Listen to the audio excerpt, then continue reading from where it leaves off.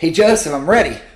Ready for what? Well, I watched Forrest Gump 16 times in a row, and I've taken down I got like 100 pages of notes, and I'm ready to do a real deep dive into Forrest Gump. I do a whole episode on it. I'm ready to go. About that. You know how life is sometimes like a box of chocolates and you never... No, I don't understand that reference. We're doing debate night. What? It's the Democratic debate night. We both watched... I thought we covered this. No, we did the Democratic debates. Oh, fuck. Yeah. How many times did you watch Gump? 16 times. I got 100 pages of notes. That's a lot of Gump.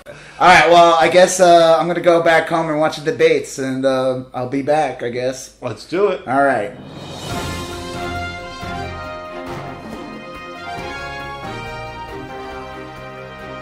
I'm Rob Israel. I'm Joseph K. And you still going on about? That. Debate number 3. I guess 3 if you... Well, or 6. No, 5. It would be 5 right. if you technically... Fifth debate, but the third actual scheduling and there was a big... We had to wait an extra month because I guess politicians get to take a month off. Well, I'm sure even though they don't really take a month off. That's the big misnomer when people say things like, "Oh, those fat cats in Washington, they're taking a month off for summer," and it's like, well, not really. They gotta do town halls. And, I think they're good at their job and they give a crap, right? You know, and they actually have to go do things. They have to go suck up to lobbyists. Right.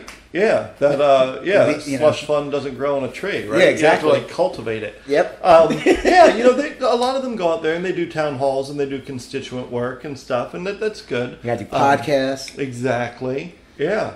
But they had a busy, and we went from 20 candidates on the Democratic side down to 10. Now we're not.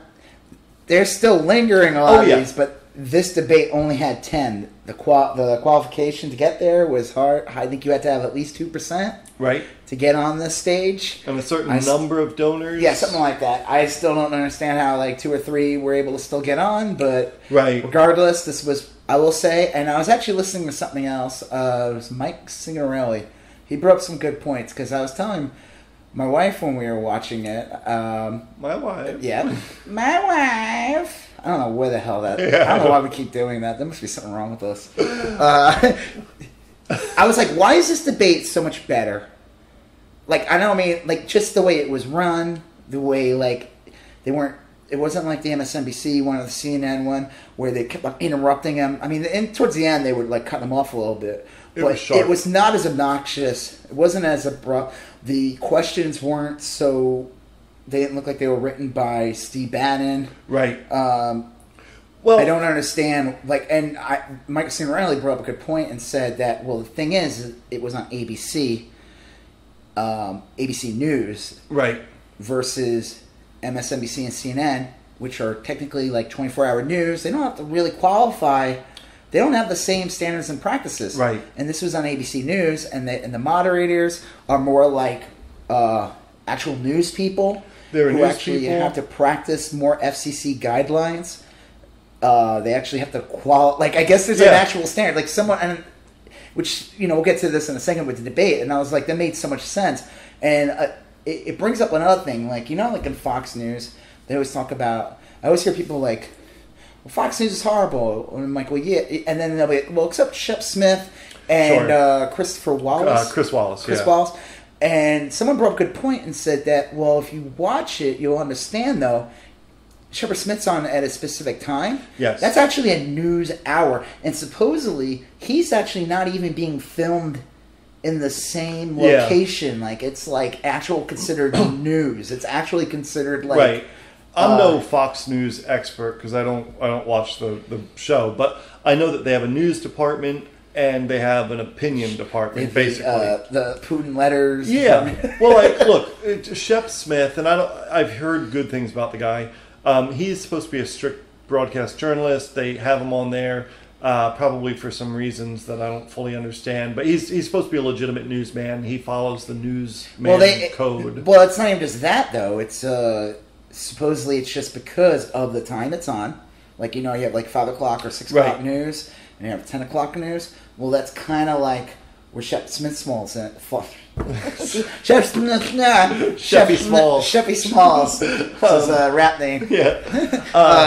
That they're like, they have to go by different guidelines. Yes. And watching this debate on ABC, where it is now on a regular network, it's not on the 24-hour news stations. Right. It was on it was almost like it was the news, and it has to follow a certain guideline. And they had, look, the moderators that were on, I know they had, what's his name, Jorge Ramos from Univision. Yep. And he's sharp as a tack. And they had a woman who I wasn't familiar with, and she was real sharp.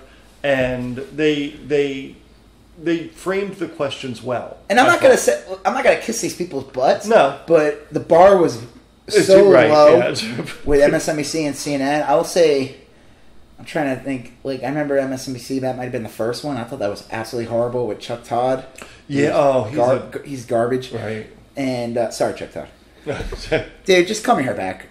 You're not tricking anyone. Do you remember we've like gone after Chuck Todd before? We have what did it say? What did he say? The optics. Optics. His optics, yeah, the optics on your hair. Like, the optics aren't working on that. Sorry. Right. And then like CNN was like a little mild improvement, but it was like stupid. They had this like 20-minute intro, and it was like, this one, no bullshit. It was like a solid 3 hours. There were some commercial breaks, but very few. Like, they just did a better job. And they had better candidates with which to work. You don't have Marianne Williamson, right? Bless her heart, right? You don't have fucking Delaney and Sleepy Bennett and Sleepy other person, and you don't have Russian plants on there.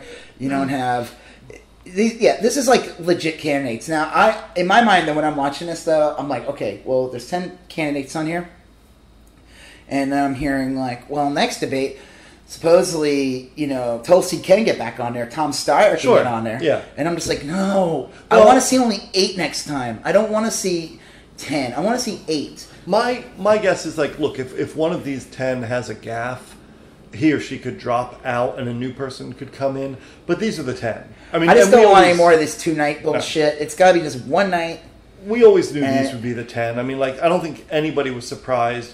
If you had told me, like, Gillibrand would get in instead of Klobuchar, yeah, that would have been like, they, to me, are like...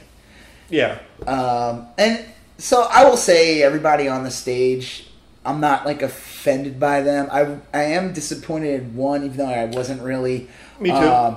And it's not who you think. It's just... It's not like I had much... I didn't expect much to begin with. I just thought it was just, like... It became like a joke. It was Yes,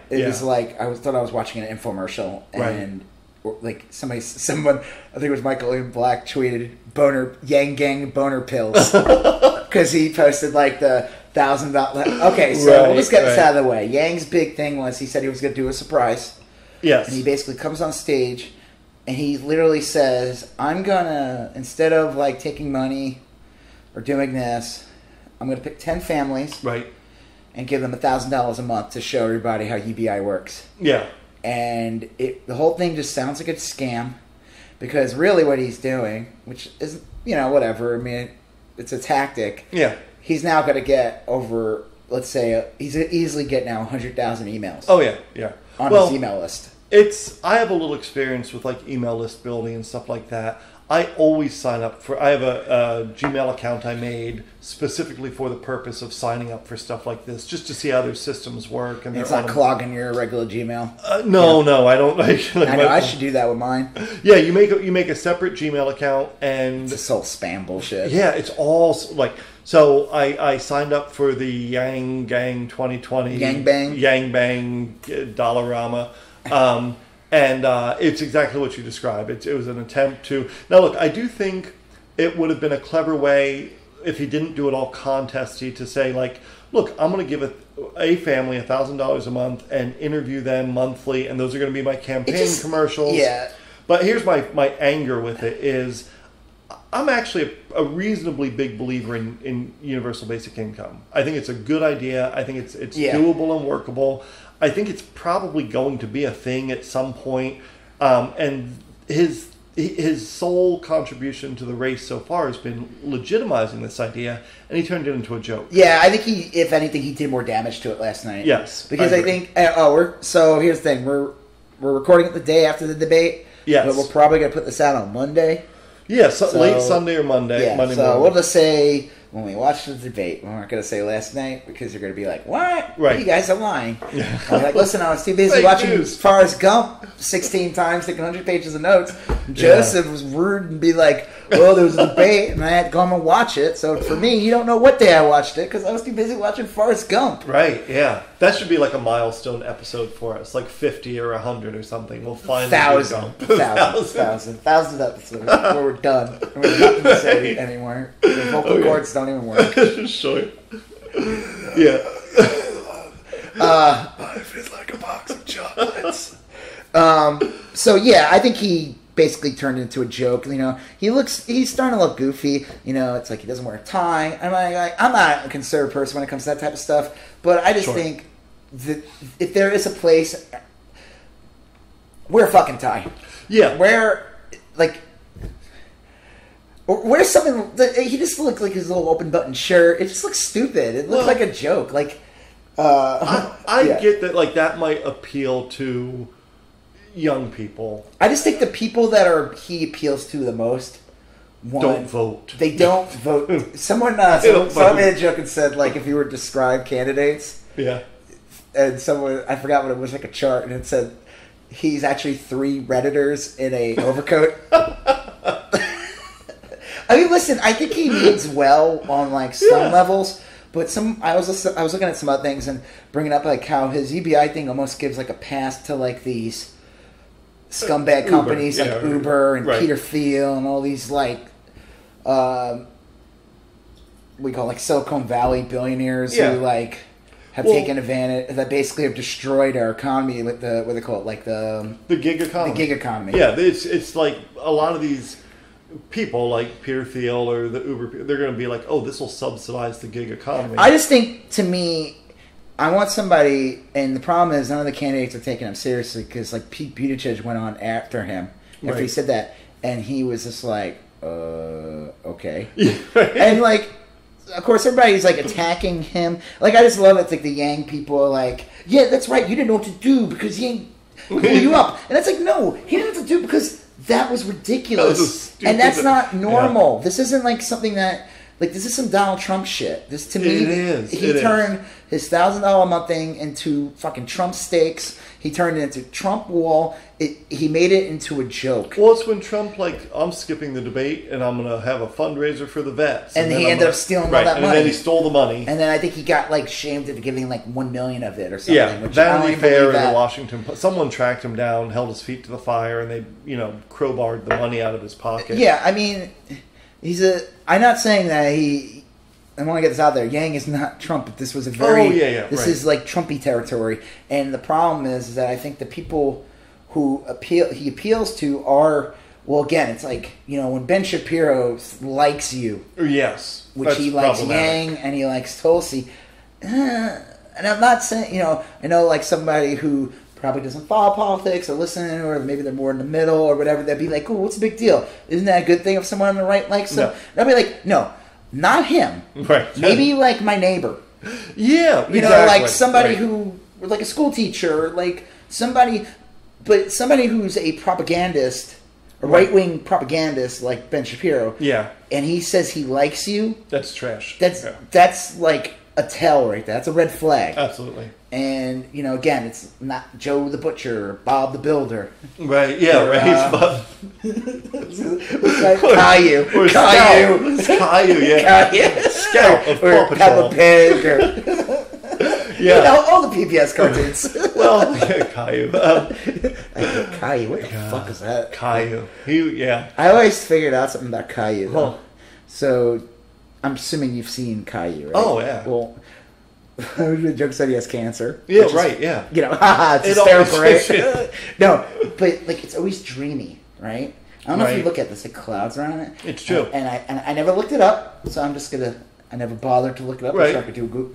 This is what I told my wife. Yeah. I said, this is actually like a memory. Like a fever dream? No, it's a memory of like childhood. How childhood is like this pastel kind of without borders. Right, it like fades into like white. Like it's just like, yeah. Yeah.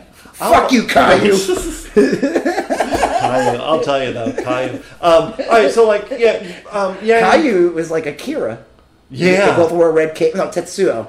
Right. Red cape. Remember that episode of Caillou when he couldn't control his body? Right. And he exploded the house. Yeah, that was great. Patrick bullied him once too often and he exploded the school. Look, Yang, I feel bad because in retrospect, like, my big moment of liking Yang was Universal Basic Income. Universal Bacon Income, like you just said. But it was such a good idea. I've heard, it's not unique to him. It sounds good. I just want to know, like, okay, let's say you win the presidency. Mm-hmm. Let's say you get in, and let's say you somehow enact this. Sure. I'm sorry, but I don't trust it. I'm like, this is like, you already got like welfare programs, you already got like social programs. Does this come in and replace it? And now people who are like living, there's people who collect more than that because they have families or they have disabled kids or people on disability. Now there's just like, oh, y'all get $1,000 a month now, so fuck you. Right? You can always Uber on the side, or you can always do a Fiverr. I just think like I'm like, I don't trust it. I'm like, how does this work? It just seems like it just sounds like a game show host. I would say like if you conceptualize it just like Social Security, but. What I'm saying, though, is he says this, but I don't feel like he's going that in depth. How is he going to get people like... I'm not saying Mitch McConnell, because I like to think that he will explode before 2020, which he won't. He'll live forever because he's an evil ghoul. That by the time it gets through Congress and Senate and all that, and it makes it through, because he just puts out this very abstract thing. Right.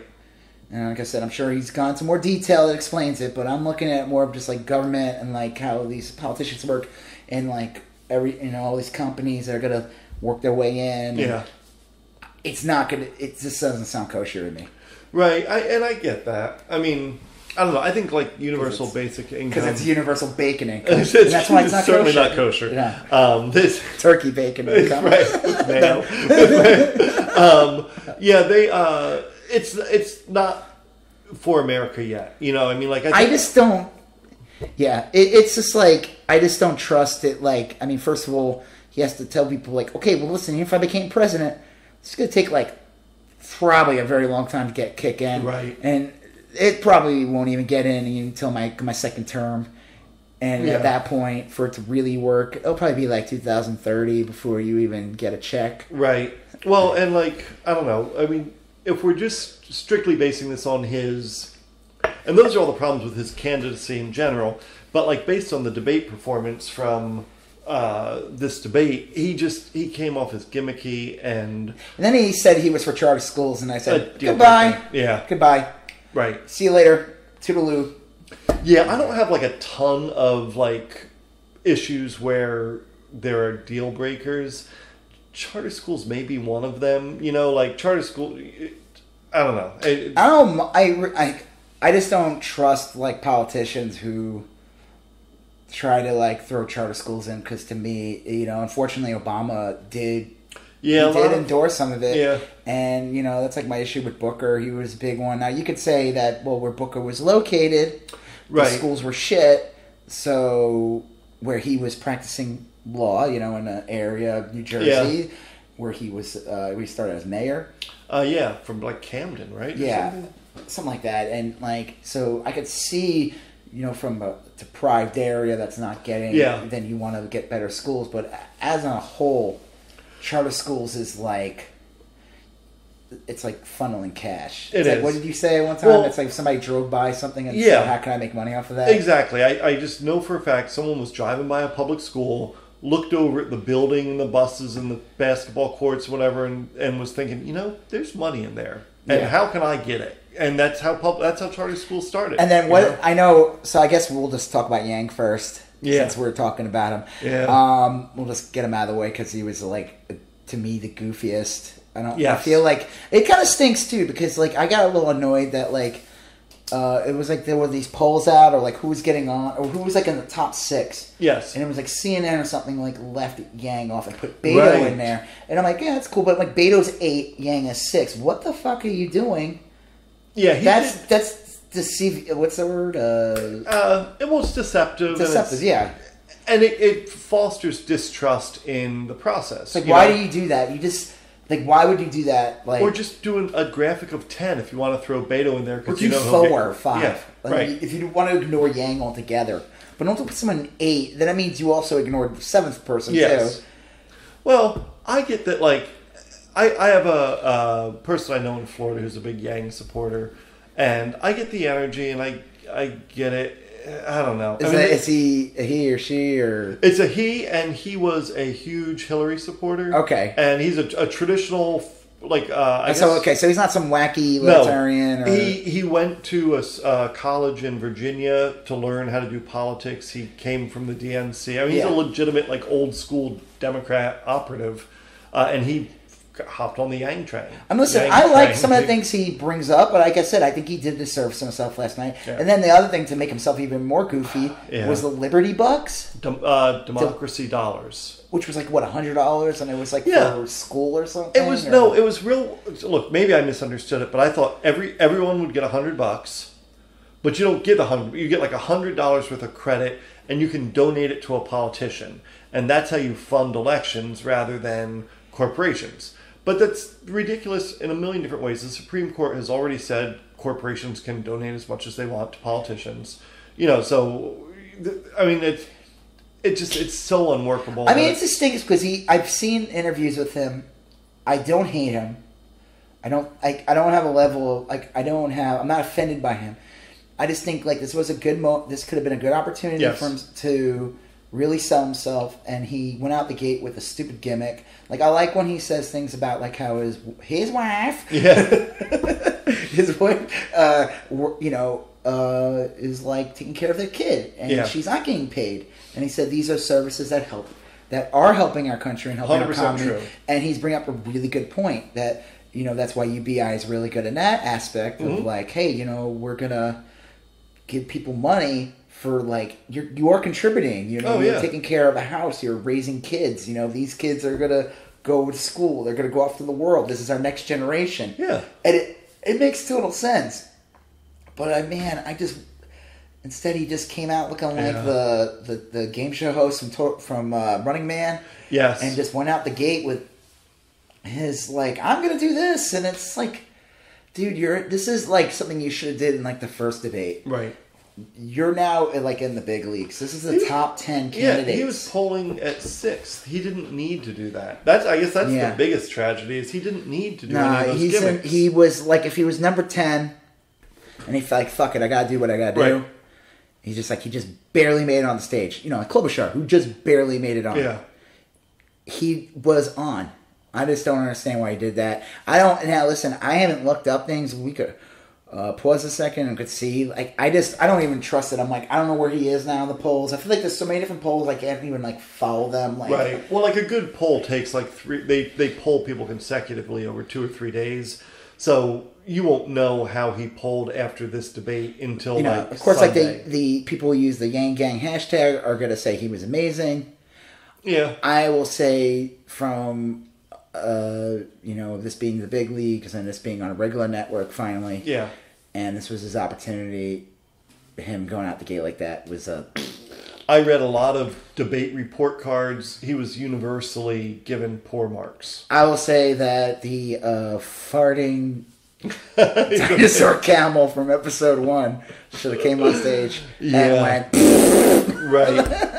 He was, or a giant hook from the side of the studio. Oh, like Sandman or whatever from Night at the Apollo, Life at the Apollo. Yeah. So that's him. I mean, the sad thing is, I don't see how you recover from this because it's so gimmicky. The next time he shows up, people are going to be like, "Did you give away $1,000 yet? Did you?" Yeah. I mean, like he's stuck himself in this narrative that's jokey and gimmicky. This kind of shit doesn't work in Democratic. Trump. There was that like thing that went around, and it was supposedly Trump from like the 90s in like a supposed interview with like Vanity Fair or something. Yes. He said if he would run as if he were to run as a politician, he'd run as a Republican. Right. Because basically he's saying they're idiots, and I could say really stupid shit, Yeah. and they would believe me. Now I think that's been proven false. Okay. I don't know, but yeah, sure. But reality, the proof's in the pudding. Trump would never be able to do that on stage at a Democratic. No. That would never fly. I mean, no. You know, yes, if you watch the Republican primaries, and which I did, unfortunately, I do watch them. Oh, yeah. And then you watch this one. There's actual policy discussion at the Democratic debates. They're actually talking about what they're going to do to improve the country. You watch the last debates. I mean, they're talking about fucking hand size. They're talking about how they're going to basically exterminate people. Right. Like how tall the wall's going to be. How tall the wall's going to be. What materials they'll use. How many wars they're going to start. And how much prayer they're going to put in school. I'm not. Right. I mean, I know this sounds like we're joking. No. And I'm like exaggerating, but. Right. It's basically what they're doing. True. And you basically get them, and the first guy's like, I'm going to build a giant wall made out of hay and or straw. And then I'm going to make one. Three little pigs. And then finally, Trump is there. Like, I'm going to build. Wolf. Exactly.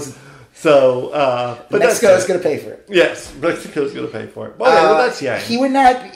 So I'm curious to see. Do you know when the next debate is? I don't. I have no idea. It's October. It'll be on CNN. So in a month. Yeah, I'm curious to see what happens. I mean, I don't really have anything else to say about Yang. I mean, I just think like, you know, he was never my candidate. I never really saw him as like anyone like super serious, but I liked having him on there. Yeah. Man, not last night, because at the last debate. At the last debate, I just thought he didn't really add much. And there were more red flags, and I think the thing about charter schools was just like... Yeah, well, here's a damning indictment is I would have rather have seen like Gillibrand or something, you know, because at least she talks about women's issues and stuff, and I don't think anybody really approached I will say, okay, so then let's go on to... I know it sounds ridiculous, because we did say that like Klobuchar and like Gillibrand are almost like... Sure, yeah. You want to go to Klobuchar Yeah, we'll go to Klobuchar next. So... Yeah, because you bring up women's issues. Klobuchar did bring up one good thing, which was like, you know, the bills that they passed and talking about like one of them was something for women's. She just squeaked on. Yes. Yeah. Again, I will say, and even though we're kind of trashing Yang a little bit. Yeah, right. I feel bad, but yeah. None of these candidates. I don't hate any of these candidates that were on stage on these 10. You don't have Delaney on there. Right. You don't have fucking Tulsi on there. You don't have these, like, rabble-rouser shitheads that are just there to, like... That are trouble, yeah. They're just more damaging than they are... You know, I know some people will be like, oh, whatever, but whatever. You know, all those Delaney nuts. Right. Those, the Delaney... the Delaniacs. Delaniacs. Yeah, those Delaniacs. You know, they're just craving more Delaney. What about Delaney? Right. I constantly get comments on Twitter and Instagram. Right. What about Delaney? Yeah. So she got on. Again, she's like polling at like 1 or 2%. Right. She's a longstanding Democrat, you know, senator. She's from the Midwest. She'll tell you she's from the Midwest. Yes. She basically said it like 5,000 times. Yes. I feel like she has nothing to offer. I am so unexcited by anything she has to say. I just found out, like, it was just like selling the weakest version of monetism. It is. Like, she's like, oh, you know, I'm from the Midwest, and we don't like to have things. Right. Like, no, I mean, like, I feel like I'm so tired of when politicians use this bullshit. Like, I'm from the Rust Belt. I'm from this. I'm from Idaho. I have potatoes growing out of my ears. I'm from Florida. Like, I'm fighting gators. And I literally fell off a turnip truck. Yeah, like my father was a shit shoveler, a turd burglar. I think Joni Ernst uses that line. Like, shit burglar. Turd burglar. Sorry, turd burglar. Well, so she uses this, like, some of these politicians, especially like the ones that are like moderate, they always try to use to abuse where they come from to claim like why they are conservative or why we shouldn't be so fast on things, as if there's people that live there that don't want good health care and good education.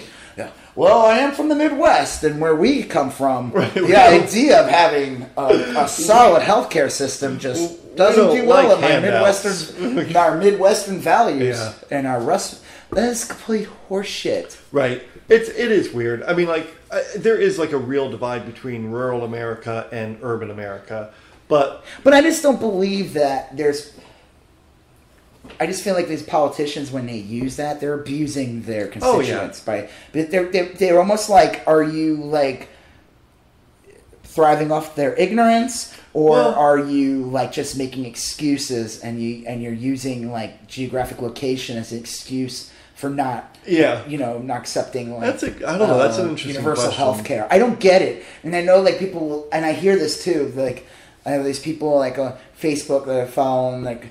They're Democrats, but they're definitely more on like the conservative or moderate side. Right. You know, they hate Bernie, and they'll say things like, "Well, you know, Casio is from the Bronx. It's going to be different." And I get some of that. Sure. On maybe some social levels. You know, she's a lot younger, but I don't believe that someone that lives in the Midwest or the Rust Belt or the fucking. That they don't want to have good health care. They don't want to have good education. They don't want to have a good environment. Right. Because the optics are... They're from the Midwest. Yeah, that's garbage. Klobuchar, I don't like that either. Klobuchar, I like her in the Senate as one vote in the Senate. Like she's going to be a steady vote for the Democrats. She's not like some shithead, what's his name? You're talking about... the guy from West Virginia. Manchin, yeah. She's not Manchin. Or Lieberman used to be that way, kind of. She's not that woman that lost in Missouri that always goes on NBC now. McCaskill. Yeah, like she's more progressive than that. But on a national stage, as a Democrat, she has really, for president, she's not offering anything. Right. I mean, what did she say? Like, somebody made a meme that was pretty funny with, like, her big line of the night was Bernie said, like, I wrote the bill. And she goes, well, you may have wrote the bill, but I read it. And it's like, okay. Yeah. Well, I think that's a good analogy for her I don't want to mess up the phrasing, but like Bernie's a leader. He's going to make all these ideas and promises and then you also need a group of people that will read it and tailor it and implement it. But those people should not run for president. Right. They should be the people that make things happen. That's very useful, needed. I don't hate her. Right. I don't have anything against her. I'm not going to... I just think, again... She gave no reason for her to be there. She did say one thing about women's rights, which was good because if you look at a lot of tweets and stuff, Kamala and all them saying like, basically like, you didn't talk about women's reproductive rights. Yeah. And we're talking about healthcare.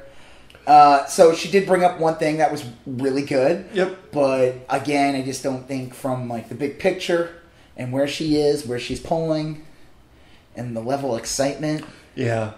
Like, I mean, at least Yang has like a movement. Yeah. You know, there's like people who are excited. There's no Klobuchar, if you had Delaniacs, what would you have? Delaniacs. Colonoscopy? Yeah, I don't know. Clubanax? I think you'd have to go with like a thing, it's clobbering time. It's Klobuchar time. It's Klobuchar time. What's like the big joke about her? She like supposedly she's mean to her interns. Oh, that's yes. I love right. that. Every time I just think about that. I'm like, you know what? I think one that I don't believe that. First of all, I imagine all of them are mean to their interns. Sure. In some levels, and I also feel like that's kind of like a sexist thing too. I think there's some sexism there. And again, I'm not going to make an excuse if she is an abusive jerk to her, but I just find it interesting when they like specifically go after certain people, as if no one else is doing this, as if like she's the only one that's mean to her underlings and everything. Well, I'm glad I don't have to figure out if that's true or not, because I don't like her for other legitimate reasons already. I don't care. I just think it was like a funny thing. I remember Bill Maher made a joke about, he's like, when he was talking about how the media obsesses over the bullshit, and he's like talking about each candidate, and he's like, and you know what? when Amy asks for her coffee, you get it. And you get what she wants. Make sure there's 2 sugars in there. Yeah, I don't know. Like you said, I mean, I don't know how much of it's true, how much of it's not true, but it doesn't matter. For my problems with Yang came across as a leader, kind of visionary, big, bold ideas. Game show host. Next, but possible Price is Right. Right. Remember to neuter your animals. Showdown. No whammy. No whammy. But Klobuchar sounded like a really good, pragmatic policymaker, which is what we need in Washington. You know, I don't hate her. I thought she was fine at the Kavanaugh hearings. Sure. I just think she's what's the word? Like a technocrat. I think that's exactly right. Yeah. That's not what we need for running for president. I'm fine with her being at this debate. If she ends up at the next debate, I won't be like, ugh. It won't be the worst thing. I don't mind her. I don't think her... But she has literally no chance in hell of winning it. No. But when what I don't like is, as we get closer to who's winning, I think she can become more damaging to Warren, to Sanders, to anyone else that's going to push a more progressive thing. She's going to be like, oh, hold on a second. Like, what was it? Oh, that was it. I guess we could go to Pete Buttigieg next. Oh, yeah. Because one of the lines of the night was that Pete said, and no one else went along with it. And it was a shitty... and I think Pete didn't do well last night. I keep saying last night. Guys, it doesn't matter when I listen to it. Right. He kept on saying that, like... Oh, what did he say? His whole thing was, like, we should be attacking each other. Yeah. Or we should be like... He said this is the problem, and then Castro said... This is a debate. This is a debate. But when Buttigieg, I can't even get his name right, said that, like, the only one that got super excited about that was Amy Klobuchar. Yeah. And it's like that, like, milquetoast, like, oh, can't we just all be nice to each other? And it's like, you're going against Donald Trump. You need a brawler. Like, this isn't even, like, a normal Republican, like... No, this is like on another level of just shitbagness. Yes.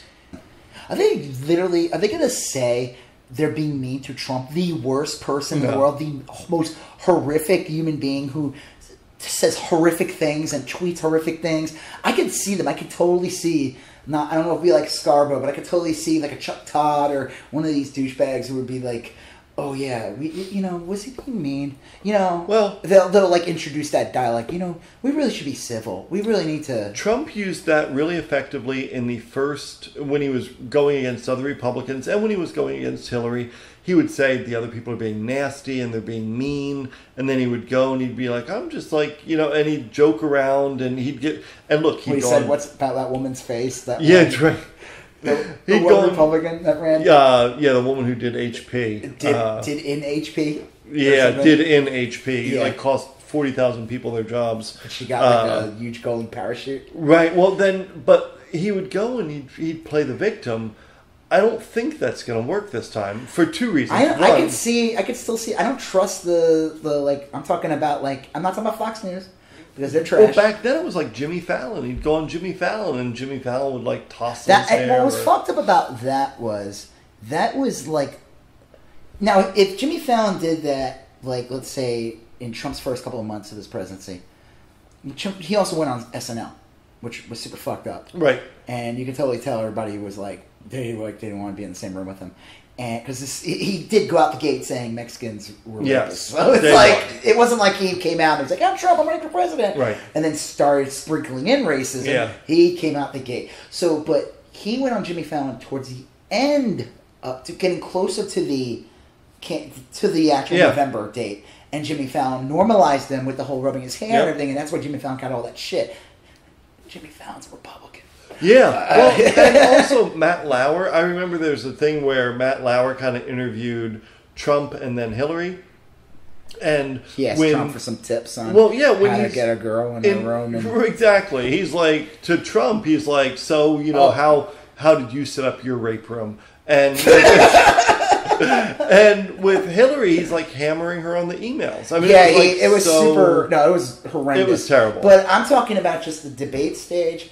Trump against, let's say, Warren or something. Sure. Warren is mean. Not mean. She just calls him out for his fucking bullshit. And she nails it and says it.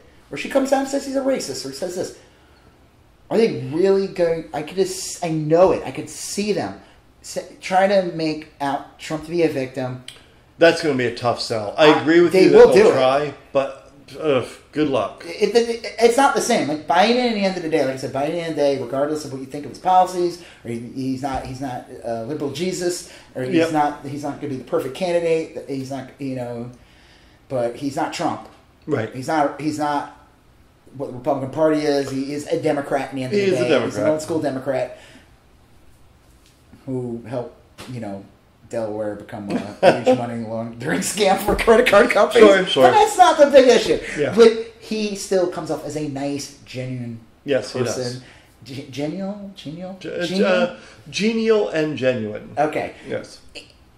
So when you go after him very aggressively, it looks like you were being mean. Yeah, no, that's a good because point. he is such a nice guy. He's a nice guy, and he really doesn't go. He doesn't go after people. Right. Even the people, he doesn't. He didn't even do that during the debates. But Trump does not deserve. And he has no goodwill built up with a lot of us. So. Anyone. Right. Yeah. So, that's gonna be an interesting one. I really cannot wait to see. Like I said, some Chuck Todd asshole, and they'll say it like this. They won't say. They'll do it in a matter of fact way. Right. They'll be like, "Would you say that they were being mean to him?" What do you think of her tone? What do you think of her tone? Right. Do you think she came out a little too strong against him? Is it presidential? What do you think, Goebbels? Right. Well, right. So, that will be interesting. Yep. They're not going to be nice. No. And I just feel like we'll get to that. Okay. Right. So I guess we'll do Mayor Pete. Yeah, we'll do Mayor Pete. I honestly don't think he added much to the night. I think he was peaking. I think he peaked. I don't think he's gonna come back at this point. I think he's pulling in 5 to 2s or whatever. Again, I don't hate him. I don't mind him being on stage. If he made it to the next debate, I'll be fine with that. I still think he says some good things. Yes. But he ain't gonna be the nominee. No, look, he's not gonna be the nominee. And it's not even going to be close. He's not in the discussion anymore, I don't think. I like him a whole bunch. I like him as much as I ever have, even though I'm less excited by him. I like a lot of what he brings to the table. When a Democrat wins the presidency in 2020, I hope they look to him as some sort of resource. Hey, could you help us with Veterans Affairs? Yes. Or bring him into the cabinet. Yeah, he's whip smart. The guy's just what's an ambassador? Yeah, an ambassador would be great. Or there's a lot he can do, but he's whip smart. He's good intentioned. There's so many positions that I forgot that exist because Trump has not filled them. Right, and I'm I know Pete could probably be one of them. He could easily because I know it's not just Secretary. What was Bolton that he got? Secretary of Defense, I think. Right. Or is it Director of National Intelligence? Oh, definitely no intelligence.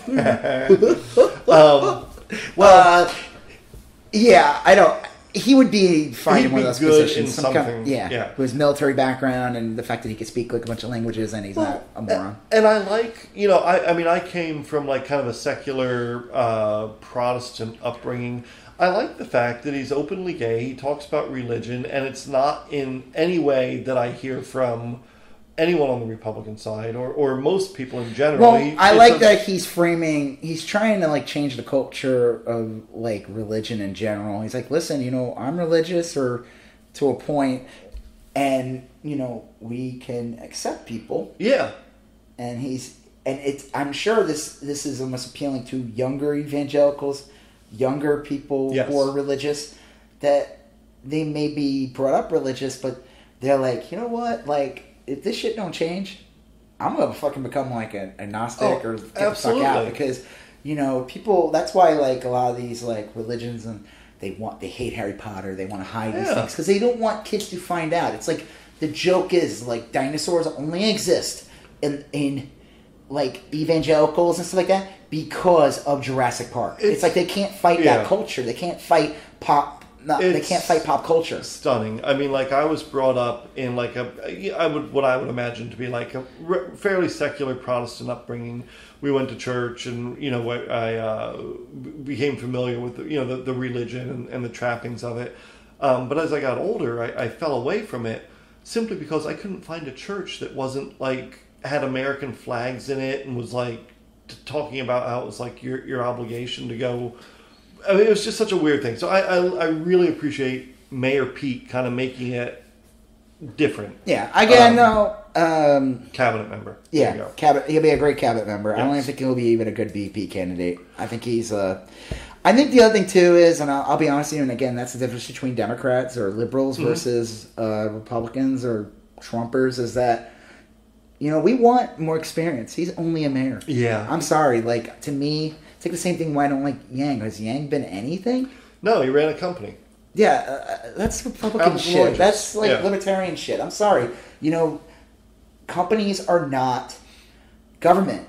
No, the whole point of a company is to make money.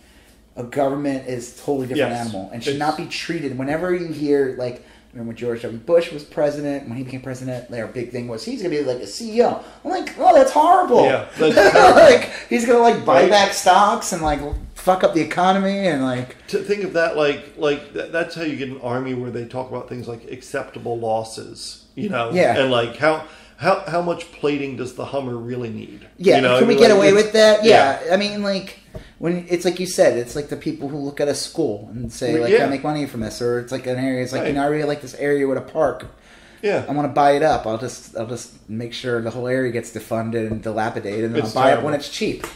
Yeah, we can't have people like that. Right, and so Mayor Pete, I think you're right. He's not experienced enough. And I know people were saying that about like Obama, but you know what? Obama was senator. Yeah, he was a senator. That's like a real thing. Yeah. Like he was a senator. He was a community organizer. I can't even say the word. Yeah, but all that, a community organizer has more in common with government than what was CEO. He before he was senator? Was he something else? He wasn't in Congress. Was he a state senator? I think he was a state senator. Well, that's experience. Yeah. I mean, that's a big... Right. I don't know how that's like Illinois... I don't know how they work. Yeah. Like if they have assemblymen or so I really don't... I don't know. I don't really have anything else to say about him. I just think, like... I think everybody was talking about him. I feel like he's fallen back. I don't think he's going to come back. I think he's just kind of like he's there. Yeah. If he makes it to the next debate, fine. I'm not going to be like... I think unlike Amy Klobuchar, who was like so pushing moderate like bullshit, except for that one line where he was just trying to be nice, right? And he was trying to say like, "Hey, I honestly don't even." I know people will say, "Oh, he's like selling moderate centrism bullshit." I honestly think he's just this really nice guy. Yeah, and he was trying to be like, "Hey guys, let's not fight," because. This is what the Republicans want us to do, or this is what, and I could see it that way with Castro pointing out, hey, you know what, this is the bait. Do you want to talk about Castro next? Yeah, let's talk about Castro next. He, I don't have, Castro's weird. I didn't know much about him. I remembered him from the previous administration, and I thought he's a good guy, and I remember he was the one. It's funny because he's like a twin brother, and I can never get him I forget who does what. Yeah. And I really liked how it was like 3 weeks ago or so, he pissed off everyone in the Trump world because he published a list of donors in his district. I'm like... Right. And they were calling out, they were saying that this was my favorite thing. They were literally saying Democrats were McCarthyists. Right. And I'm like, you guys invented that. You are McCarthyist. Look, normally, you want people to know who you support. Like, they can find it out anyway. Yeah, it's public record. So, like, when I support a candidate, I talk about it because, like, that's my goal is to lend my voice to the candidate. Yeah, I don't want to hide who I support. Right. What's her face? Deborah Messing from Will and Grace. Yeah, she probably got the biggest shit. There was like a fundraiser in Hollywood. Hollywood for Trump. And her and, like, I think Will McCormick, and they basically said, I want to find out who's there so I know who not to work with. Yeah. And, of course, all the Republicans, the flex was like, oh, this is McCarthyism. I'm like, I don't think you know what that means, even though you invented it. So I think you do know what it means, and you're distorting it. Yeah. These people couldn't work. They're saying almost like, I don't want to work for you. There's an opposite. you're not hiring me. Yeah. I'm saying, like, I want to know who these people were, because we're going to think that these are going to be more on the producer end. These are going to be people not going to be, behind the scenes money people, like Ammunition, which I find funny. Like, if you see Batman Lego Movie, right, he's on the credits, and I'm always like, ugh. And I just picture that guy's frog face, like, just like laughing with his trophy wife. I like the dollar suit. I like the idea that he did that, and Castro outed these people. He also did it in a specific area, didn't he? Do it like in San Antonio or something like that. Yeah. And it was like these companies that you got a heavy Latino area, and he's basically saying, "Hey guys, like Bill Miller Barbecue, which is like one of the people on the list. Yep. Well, guess what? You know how you go there in this area, and he makes money from you. Well, guess what? All your money is going towards Trump." It's like the same thing when people, it was like Soul Cycle and like Soul Cycle in this like super progressive area of like New York City. Yeah. And like there were some people who didn't give a shit, and there were some people who were like, "Yeah, I'm quitting it." Well, look, that's more. I do like. I'm not like a super savvy business person, but I do like some business stuff in work and everything, and that's more and more and more and more important to younger people. They want to know who you're supporting, especially if like again. The boomers that I love hearing now. I love when I get called a boomer. Yes, I'm like, you do. Do you know what a boomer is? Because like I'm like half their age. Right. A boomer is your grandparents, and maybe for some of you, your great grandparents. Probably. These millennials are basically millennials, xennials, or I guess I'm a xennial. I fall into you're Gen X. I'm Gen X. I think I found out what mine is. Anything from 77 to like 83 or something is a xennial. Really? All right. Yeah, and then you have millennials are actually older. Everyone has this whole like those millennials, and I'm like, you mean like 30? Yeah, millennials are like adults. Yeah, they're full-grown adults. They have jobs. Like then there's like I don't know what the younger generation. I think they're just called fucked. Generation fucked. But like, okay, if you're a millennial and you're paying student loans and you're paying healthcare and you're seeing how the environment's falling apart and you're seeing how jobs are, with gig economy bullshit, and you're like, so now your dollars are more where you got to put your money, and you find out, well, I've been going to this place and I've been giving them, let's say, 1/5 of my salary, right? For every time I fucking eat there, or 1/10 of my salary every time I eat there, and then I find out so and so. The head CEO or the head company, all the head people are donating to Trump, who I see as the reason for my student debt going way up. My health insurance and hospital costs are out of control now. I'm like, you know what? Fuck you. Yeah. You don't get my money. Absolutely. Fuck you. And you know what? I have every right to know that. Yeah. Oh, it's too bad. Guess what? Where did you go? That's free market, buddy. That is. That's I love it that these free market people, these people who are supposedly the biggest pushers from it, really don't want a free market. Well, the Republicans have like abandoned the free market. Well, I just think they've always been this way. It's just become that's true. More evident over the years, like especially with Twitter and like social media, where things are now a little more transparent. And people knowing more. That it's like, oh yeah, you guys are always full of shit. Yeah. Oh, when they say like they're good for small businesses, but then you find out, okay, well, it depends what you classify as small business, right? Because like I know everybody thinks small business is like the florist at the main street and down the block. No, when they talk about small business, they're Hobby Lobby almost got considered a small business, right? Which I find hysterical. Bizarre. Like basically, it's like, well, I guess if you have like less than 1,000 retail spots, you're a small business, and I'm like, that's not a small business. No, not by any stretch. Like you own like 6 lumber yards. I'm a small business operator. No, you're like a multimillionaire. Well, we've got a little field of Castro. But it's all part of, well, I mean, again, it's to bring up a good point of him outing those people. Yeah. But again, that information is there. You can go get it. Well, I loved that he did that. Good. And I kind of like him. He's a little fiery. I didn't love... And I'm kind of curious to see what you thought. Fuck you, Joe. Well, I didn't love his dig on Biden's memory. And I think it's a digging on Biden. Shaky Joe. Right. He's like, what? You don't remember that, Joe? You just said that 5 minutes ago. Has your memory that bad or something? What's the matter, Joe? Well, it was like... You dumbass. Grandpa's got dementia, everybody. Hide his keys. Looks like we're putting your mom. Grandpa Simpson over here. Yeah, right? It was, I was like, that's like, I don't mean to I'll be honest with you this, though. It's like the same thing with Kamala Harris with Tulsi. Yeah. I'll give you this. I don't, as much as I don't like Tulsi when she did that, I was more disappointed in Kamala. Yeah. That she couldn't handle it.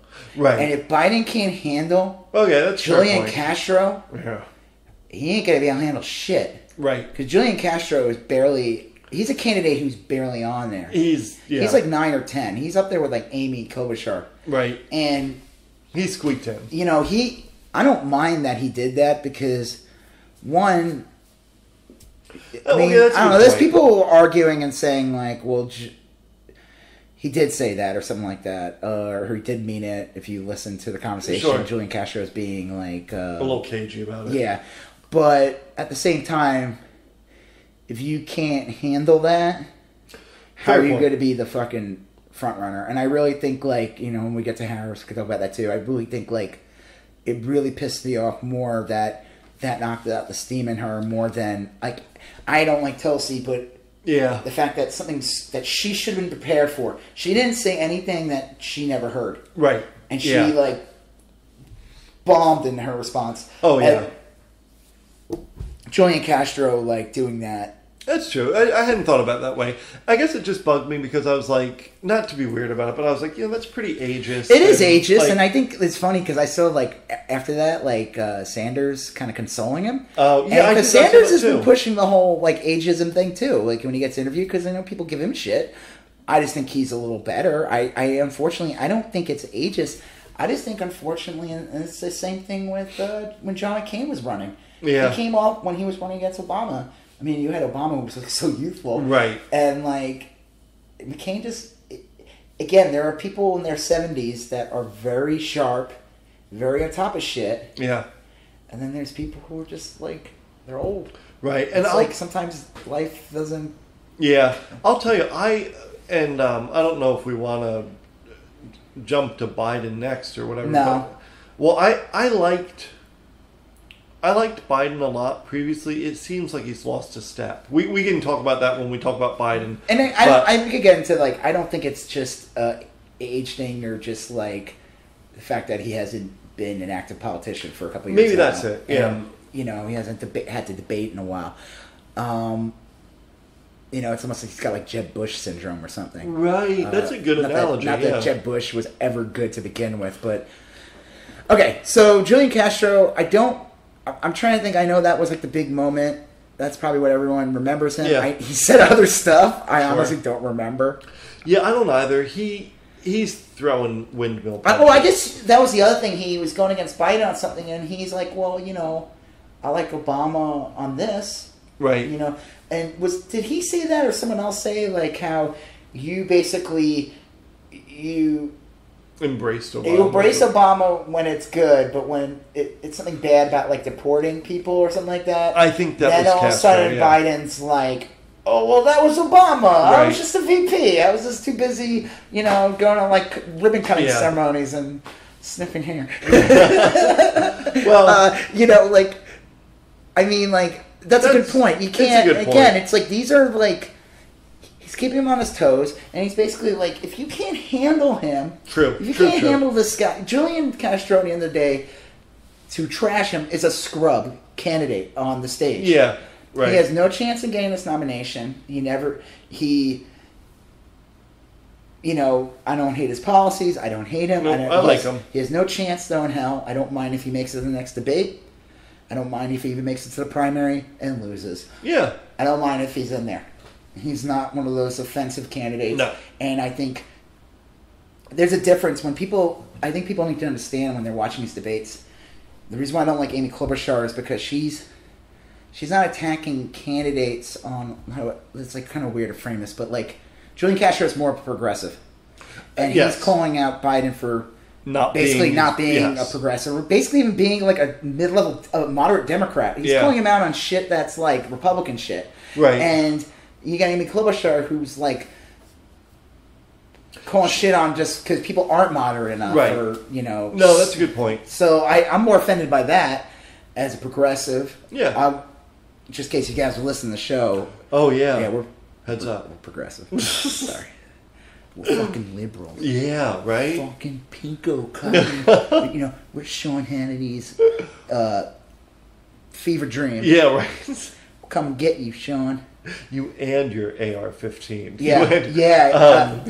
We'll get to that in a bit. Yeah. So yeah, I guess I really don't have a ton to say about Castro other than I like him. I don't think that he wants to be a cabinet member again. I just don't think. You know, I was like watching like Morning Joe, and of course they were like, I like to see it because, you know, in the end of the day, I don't care what he says. He's a fucking Republican to me. He always will be. I know he's more on the moderate level now. He's a Republican. Yes. He's a more sane Republican. Or he's married to a woman that won't let him not right, be. yeah. Oh, my favorite is fucking Michelle Wolf's joke. Michelle Wolf, when she did the White House Correspondents' I remember. And she was talking about Morning Joe with Nika, and he said that was a Me Too that worked out. I was like, that's so good. Yeah. It's such a funny, like, it's such an easy, like... It's a layup, yeah. And it was just like... I just love how, like, this year they didn't have a fucking comedian because of that. That's funny. Yeah. Okay, so... I guess we'll just move on to the next one. Yeah. I mean, so... Well, we got... Do you want to hear the ones we got left? Okay. We got Biden, Booker, Harris, O'Rourke, Sanders, Warren. Let's do Booker next. So, I've been liking Booker a lot more. Me too. He's not... The funny thing, he's not gaining traction. Yeah. He should be, though. He's actually, like... Since, like the first debate, I thought he kind of sucked. The second debate, like, I started seeing massive improvement. And this one, I think he's just, like... It's like... You know, he's starting to get in. It's like he's getting worked in. He's, like... He's finding his stride. And he should be higher up. I like him. I don't know if he'll be the nominee, but I think he can be a strong candidate. I think he can fight Trump. He can... See, that's the thing. You know, go back to Julian Castro. He's basically like, if you can't handle Julian Castro... Right. Well, I think Booker could respond back to Julian Castro. Oh, absolutely. I think Booker could respond to anyone in that audience, and I think he could respond back to Trump very easily. Yeah, and do it presidentially. In a very presidential way, but also sting at the same time. Right. And, again, I don't have a lot to say about him. I don't either. I just think, like, yes, next debate, keep going. I know there's a lot of people, progressive, liberal commentators, liberal pundits that will say he's not a true progressive, that he's backed by Big Pharma, he's backed by, again, with the charter schools. And sure. But, I'll also say we have fascists in the country. Right. And he's certainly progressive enough for these times. Yeah, that's the other thing. Again, attacking why Amy Klobuchar sucks. When she says things like, we need, what's the word they like to use? Like making sure things don't, like, stay normal or, like... status quo. Status quo. Yeah, and I'm like, the status quo is garbage right now. Right. Like, what status... You gotta be, like, very clear. Yeah. What status quo are we talking about? Are you talking about, like, Obama, like, 2014? Right. Or are we talking now? Because the status quo is... Garbage. Is a fucking dumpster fire. Yeah. It's a tire town. Right. It's like, it's no good. They need to come up with a new way of saying that. Yeah. Normalcy, maybe back to normalcy. Yeah, return to normalcy. Well, that's Biden's shtick. Yeah. I'm going to take us back. I just think, again, it's like, that's not going to work. Well, you got to excite people. Cory Booker, if you had asked me a year ago, I would have said Cory Booker would be a top-tier candidate.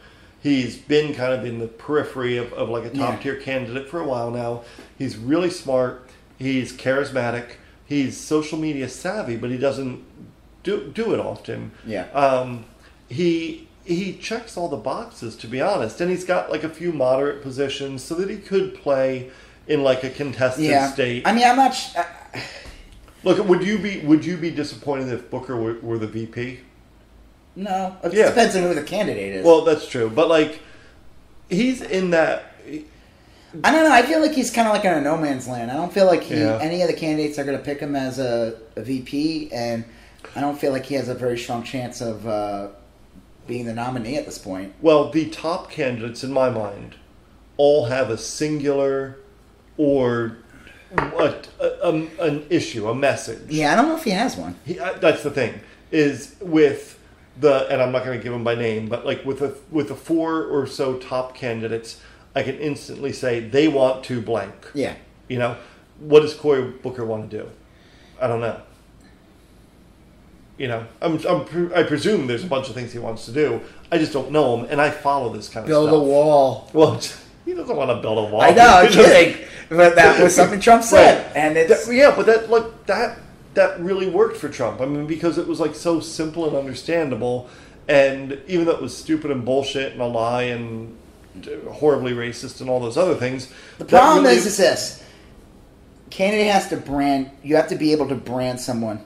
If Trump could brand himself as the build a wall guy and the people that like him and get excited by him, that the problem is when Hillary ran, she got branded as email lady. Right.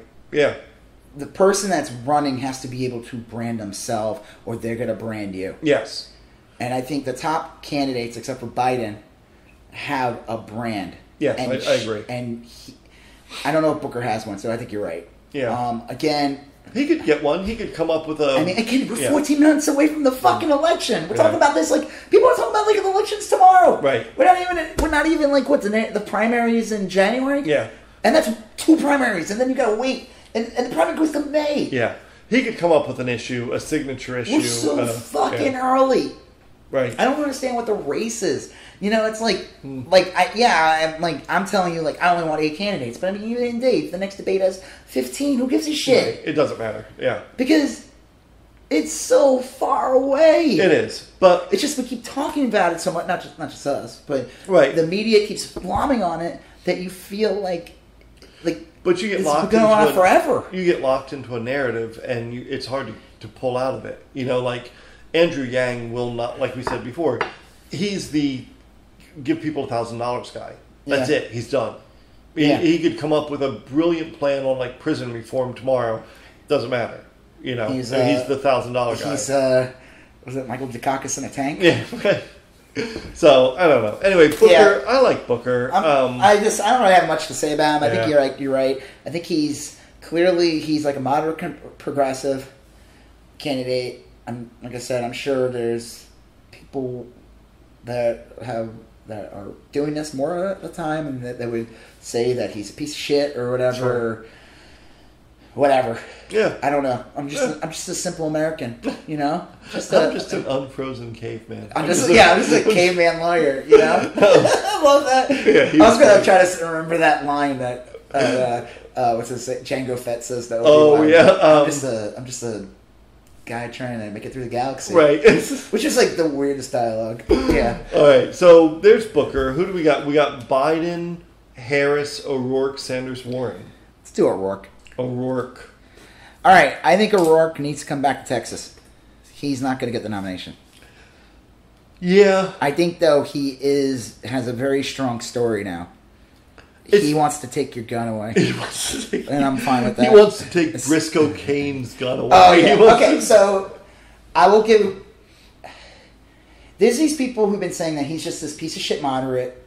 He's just like Amy Klobuchar. He's just like this. And I think he's dispelled that notion. I would say no. He's not a fucking moderate in any way whatsoever.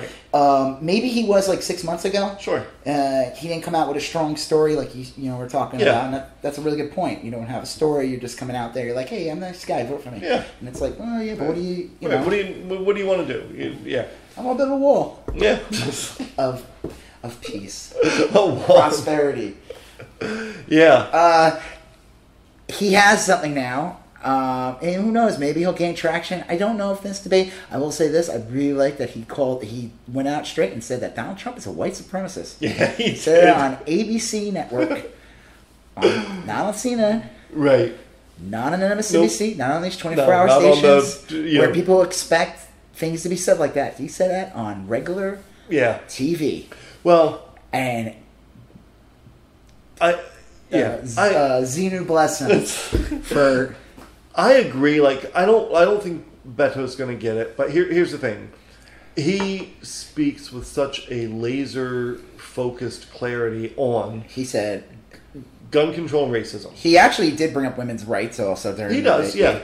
But he said flat out, people should not be around with weapons of war. Yeah. These are, and he's talking about his experience with El Paso now, seeing what it does to people, and he says, "Is this something you want on the battlefield?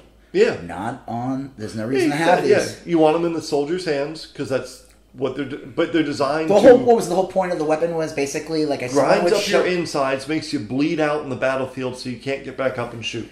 That's wasn't also the point too is like you give the guns to these people who are basically like, let's say you gotta rescue some soldiers, and you come in and you're just like shoot the shit out of the enemy while they come running to save them. I don't know. Whatever. Well, that was supposedly the original design for them. No one. Period. Aside from... We shouldn't have these. There's no excuse. No. Anyone who says that... I always like... What was it? Like Meghan McCain.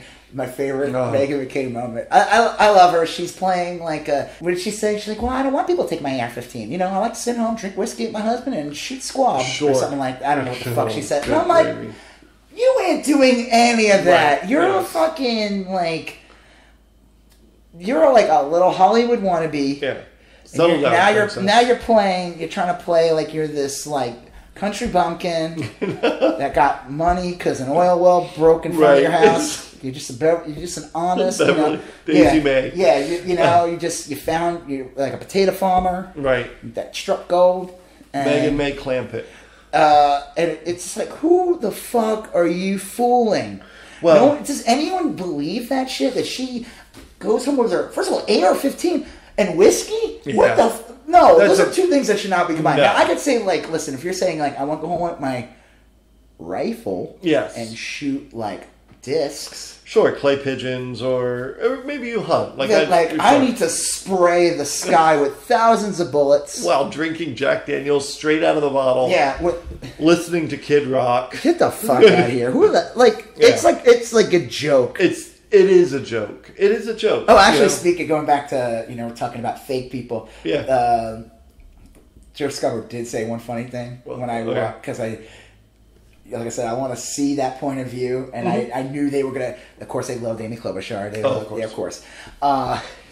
They said about Yang, Joe Scarborough said that Yang came off like what every Republican stereotypes a Democrat to be, where they want to hand out your money to people. Basically, yeah. That's funny. And I was just like, that is pretty funny. Yeah.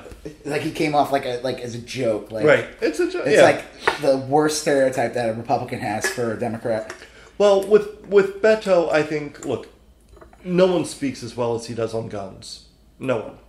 And I haven't really heard anyone speak as well as he does on racism, or as direct. I just think I'm just glad it's on the stage. He said it. The president is a white supremacist. Of the 10 candidates that we have left. I don't mean like of all people on the planet. I mean, there are other people that speak. But on a national Democratic presidential debate, yes, to be said on stage at this, to make it part of dialogue, and again, not on CNN. Right.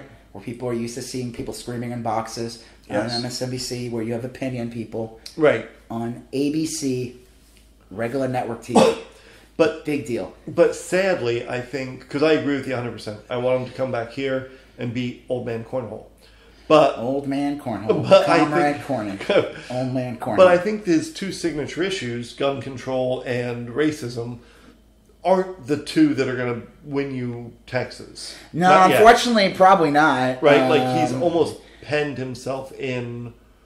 I mean, look, it's so general. Listen, I want him to be passionate about something. And if he... there are people...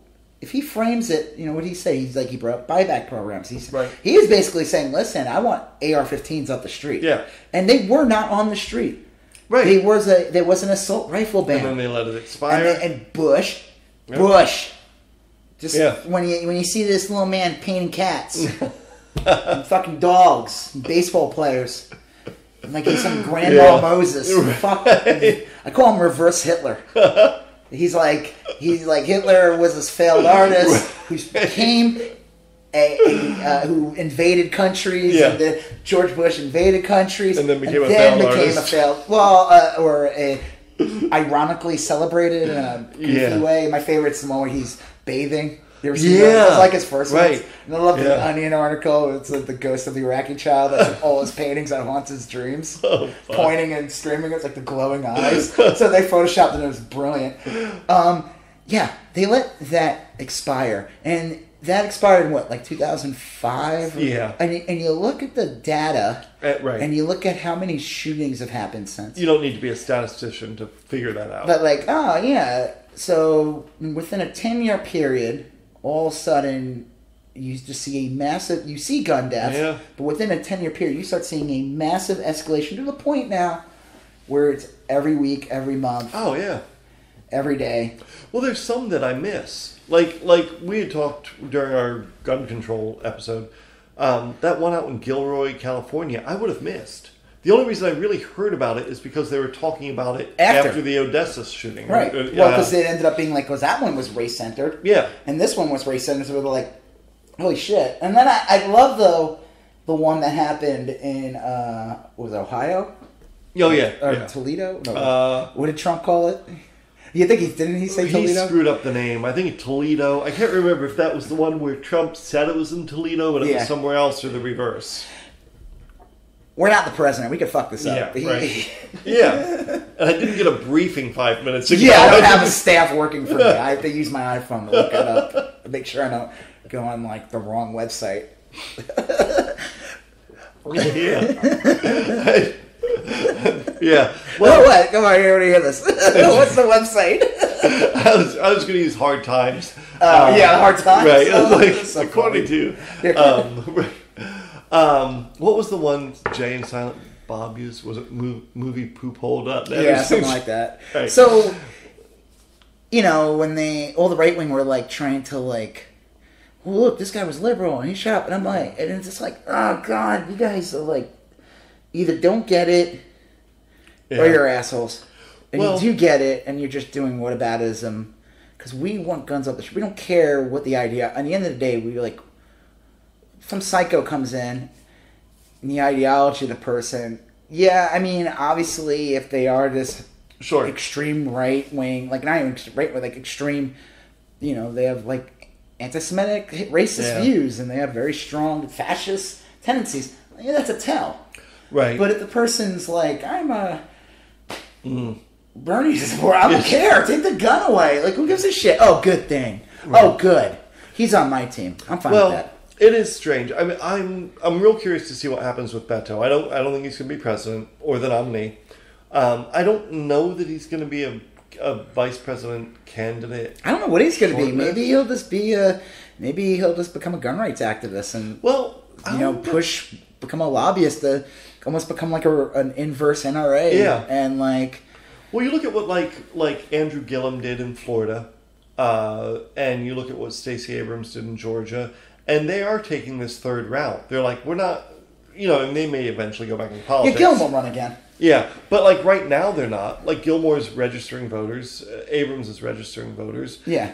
Beto, I mean, look, if Beto toured college towns or, urban towns around and did voter registration drives on gun control and racism, that's not a bad use of his time. That might not be a bad thing. It might help the person who's running a Democratic nominee to become president. Right, exactly. So again, my wish is he did come back to Texas and he did run for Senate, but at the same time, we are in a weird state, and I don't know. Yeah. I don't know. It's like weird. I always thought like Ted Cruz was like a perfect foil.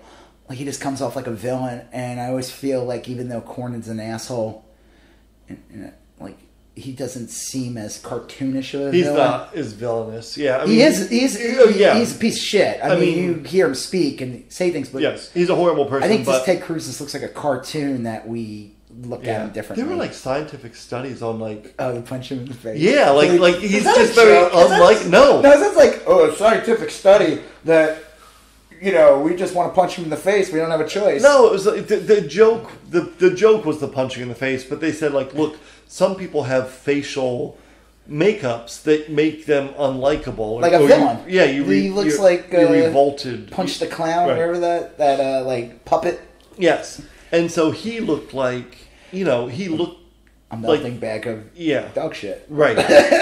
So a meatloaf TV dinner left in the microwave for a couple minutes too long. A greasy pork sandwich served up in a dirty ass tray. Little deep cut weird science reference. He looks like the thing that Chet turns into in the end of Weird Science. Yeah. Right? Yeah. That's my favorite part of the movie. All right. So there's Beto. We got Biden, Harris, Sanders, and Warren. Biden, Harris, Sanders, and Warren. These are the front runners. Well, I don't know if Harris is considered one. Let's talk about her next. I don't think she's... Yeah, you're right. No, you're right. She would be on the outside looking in. You want to do Harris next? Yeah, so that'll leave Warren, Biden, and Sanders last. Who are the legitimate front runners. Okay. Yeah. So Harris, it's like I said earlier, kind of as a comparison. Yeah. I think, though, the way she delivered that attack on Biden, I don't feel... The way she did it was very well done. I don't think she came off mean. Nope. She basically just nailed... She nailed it. It was like a very sharp blade where the person didn't even know they were getting cut in half. You're talking about that... the thing about the busing. Yeah, right. I was that little girl. Yeah. And you're also talking about the Hanzo blade, right? Yeah. Yes. Yeah. I was thinking of just a Ginsu knife they sell on TV. Oh, okay, yeah. Right. Andrew Yang would be selling. Exactly. It's like an infomercial now. No, I could see Kamala going to some country in Asia and studying to get a Hanzo blade to go back and return. Yeah.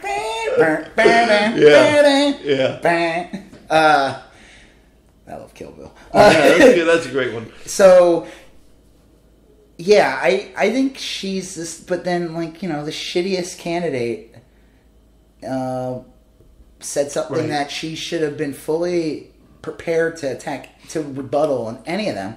If Tulsi Gabbard lands a blow, that's saying trouble. Something that has been that I just find it. I'm like, that's impossible. There's no way that you are that much in a bubble that that everyone has been calling you, that's been one of the number one attacks on you. Yes. If you don't know this and your staff's been holding that back from you, you got to have a canned answer. So when Tulsi opens her yap and does something like that, you can drop an anvil on her head. Yeah. Of a counter argument. But she didn't. She froze. That was scary. And it knocked all the wind out of her candidacy, and I don't think she's going to recover. Well, I don't either, and I'll tell you, the thing I noticed about her in the debate is that, and this is a stupid thing to notice, she would make jokes and then laugh at them herself. Yeah, and I just don't. I mean, it's unfortunate. I do like her. I just don't think she's going to be the candidate at this moment. Again, we are 14 months away. Yes. She could come back. She could have an amazing debate, and she could be something could happen, and she could be incredible. I hope so. This debate, no. I like her. I like her story. She was one of the people that I really was leaning towards supporting when the field was still wide open and there's 20 people. I still like her a whole lot, but I'm more concerned, with her acumen or her sharpness or whatever in navigating the primary. I think the other thing too, that I saw as a negative against her, and this is something that I see as a negative towards any candidate that does this, is, and this is why I always said Obama was an amazing candidate when he ran, because he knows that he was able to control the script. He was able to control the debate. So one of the big critiques that all the pundit, all the Joe Scarboroughs, all the pundits, they all said, why are they attacking Obama? Right. And they weren't all. It was it was the fucking mayor of New York. Yeah. Who's not there. De Blasio, yeah. He was one of the people who... And again, it's I think people miss the point, though. And maybe it could be said better. And I think this is where people don't understand.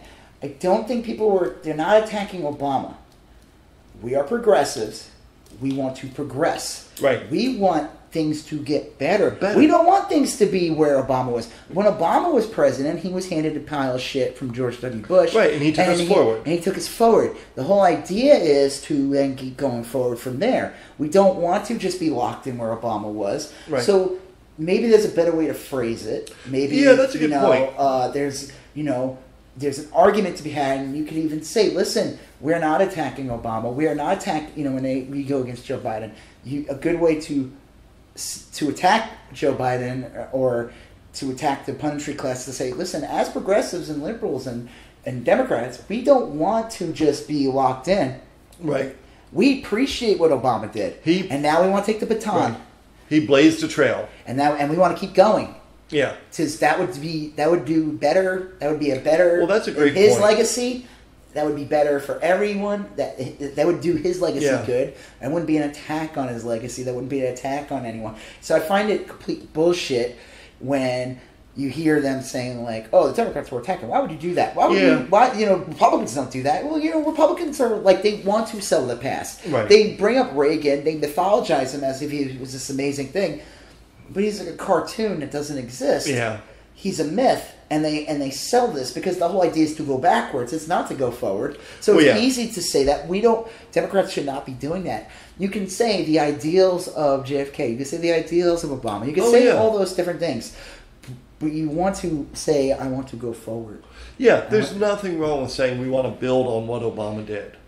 And that means progressing beyond what Obama did. I don't know. That Ulysses Grant. Well. Yeah. I mean, like, so I felt there was one part when Kamala? I don't know. I say Kamala. I think it's Kamala. I don't know. It doesn't. Kamala. Right. Said something like, where she was trying to do the opposite. And then, again, it's like, this is why you don't listen to the pundits. Yeah. She was trying to, like, I love Obama. Like, she was like, and then laugh and like she was trying to be so like congeal about it and everything. And then you hear the same people that criticize you, and then what did they do? Like the Joe Scarboroughs and stuff, they attack you and go, "Oh, it was an Obama love fest all of a sudden." It's like, stop listening to these assholes. They are paid to be assholes. Right. Well, they need something to comment on. Right. And a counter is the easiest comment. And they get paid to do that. We don't get paid to do that. We're idiots. Right. We're giving you free. Yeah, free. Well, I don't know. I mean, like, we're just two guys in a kitchen. Can Harris pull out of a tailspin? Well, that's why I'm saying that my problem with her is she's one of those candidates now who does that, who falls for a trap. Yeah. And it's like, I heard it's bad to attack Obama, so now I'm going to be extra obsequious to Obama. Yeah. And it's like, no, don't do either. Don't do that. Ignore that bullshit. Just be genuine about it. Be genuine. Yeah. And the problem is now you're not genuine. Yeah. And she's come off more to me like one of those candidates. Again, I don't hate her. I'm not going to attack her. I'm not. If she's a nominee, I'm going to fucking fight the hell to get her to be the president. But I'm just looking at it right now at this moment. It's not. That's not what I want my dream candidate to have. I'm not going to vote for her in the primary at this moment. She's not going to get my vote in the primary. Oh yeah. That's at this moment because of this thing, and that's like what the Amy Klobuchars of the world do. Like this. Yeah. It's like, don't let MSNBC, CNN, Fox, or these people dictate your policies. Or if you do, at least do a better job of like making it your own. Yeah, you got to articulate it well. You know what I mean? Like, and again, I mean, I know I keep coming back to this. So like, you have to have a story or something you want to do. Kamala Harris, I don't know specifically what she wants to do anymore, and I'm a little nervous about how she's handling these attacks. She is great when she's in the Senate and drilling some guy on the witness stand. Yeah. You know, I would love to see her, like you said, prosecute Trump. Yeah, you know, awesome. If she were like the Attorney General. Yeah. She sometimes like the attack dog role is like a nice vice president role. She could be a good vice president. She'd be a great VP candidate. Yeah, you know. Oh, my other favorite thing though about I always see like right wingers, and I don't know if they're left wing. I have no idea what they have when they say like Kamala's a cop. And I'm always like, wait, I don't get it. I think you guys like cops. Yeah. Should she be like your favorite candidate? Well, you guys are so respectful. The blue line flags you wear. Yeah. You know, I don't get it. Wait, I think she should be your number one candidate. She's a cop. Yeah. I'm confused. Well, they do that. I know they do that because they want, and I feel weird. They're gaslighting us to not support her. And I feel weird talking about it because there's like a real racial undertone to this. Of course. They like cops when they shoot. Yes. They shoot people. And I've seen do you remember the guy Luther Campbell from the 2 Live Crew? Mm-hmm. Right. He was a big anti-Kamala Harris person. He went on a bunch of radio shows. Recently, or? Well, in the last 3-4 months. Oh, really? And he would say she's but he also has to. Well, then he needs to be relevant. Yeah, but then now you're talking Harris's about now we're talking about Luther Campbell. Well, no, but then Harris's people called him and said, "Look, you're buying into this right wing meme." And they said, "Let us sit down with you." And because Luther Campbell's actually a decent radio host in Miami. Oh, okay. He's relevant locally, regionally, I guess. And they went out, and Campbell said, "I was wrong. I was wrong about her." There's Luther said that. Yeah, Luther Campbell that he was buying into a meme. Yeah, and he said meme that Tulsi Gabbard pushed on stage. Yeah, and so if Harris's people can reach out to Luther Campbell's people and change the narrative there, then perhaps persistent efforts. Well, they also probably know that Luther Campbell is probably more on the progressive side. Yeah, I would imagine. Or at least isn't it's not Rush Limbaugh. Yeah, right. Yeah, some fucking someone on the Blaze Network or something. Yeah, it's I just think I don't get if these people are so respectful to law enforcement. Why is her being a cop a negative? Yeah, I'm confused. I thought you guys like cops. They do. They want. No, they like cops when cops. Right. There's a great documentary for Giuliani called Giuliani Time. Okay. This is back when Giuliani was a threat as being president. Sure. It came out around 2007 or early 2008. I remember watching this documentary. It was all about his mayor, and one of the funniest fucking things. And this is how I see how Republicans are with cops, or police, or the military in general. Yes. They like when these people enact things that, do you remember there was a famous killing? Cops shot a black man 42 times. Yeah, in New York City. Amadou Diallo, something like that. Yeah. Bruce Springsteen he was wrote pulling a song out his about wallet out, and he got shot 42 times. Right in a hallway of a tenement or something. And I remember Michael Moore was doing a special, or he did a bit where he went to I don't know if it was Harlem or the Bronx, and he was handing out orange things to black people on the streets. Listen, you're gonna need this. Right. No, here's an orange wallet. Here, just hold this Reese's Pieces. Yeah. And I mean, it's not a joke. It's fucked up. No. Giuliani, of course, fully endorsed the cops. Right. Fully endorsed them, backed them 100%, because it politically worked for him. But then a year later, those same cops that he supposedly was the number one advocate for. They wanted a raise because they didn't have one in a couple of years. And all of a sudden... Yeah. Those fucking cops suck. Right. Giuliani's trash. No, Giuliani's a piece of garbage. He is garbage. I just remember after 9/11, he was one of the people who basically said that the people shouldn't get free health care that went in and are dying of cancer. Right. It's you are human garbage. You made so much money from speeches, and he profited so much from 9/11. Yeah. But... I see that as a blueprint of how I see how Republicans are with police, how they are with military. They love the military when they use them to invade a country, to go kill people that are weaker, to take over lands or whatever. They like them like that. Their hotels. But when what the fuck is that? We'll get to that. But when the military all of a sudden wants improve the VA or better benefits. And might I have a Kevlar vest, please? Can I have some armor on my Humvee? Yeah. Can I just have another layer on my Kevlar? Or at least have some Kevlar? Get the fuck out of here. You can't have your Kevlar until you have your... Thin blue line, remember? Remember that thin blue line flag you like to wave? So, Kamala's a cop. What's wrong with that? Well, and that's the thing, is the counter-narrative that I've seen is that, A, she's a cop, right? But, it's a little more nuanced. She's not a cop, first of all. Oh, yeah, she's okay. She's a, let's leave it at that. This is a stupid meme. It's a dumb meme. It's a troll meme. Because I see people just leave that, and they're like, hee hee, and they leave that, and then they leave. They don't have nothing to back it. No follow-up. Nothing to follow up. And that's why, again, I knew Tulsi was a piece of shit, because this was propagated. Like you said, the Kamala people went to Luther Campbell and said, listen, you are repeating right-wing Russian propaganda garbage. Yeah. There's some truth there. Then, yes, of course, she did prosecute people, but she didn't do everything they're saying. Well, they didn't.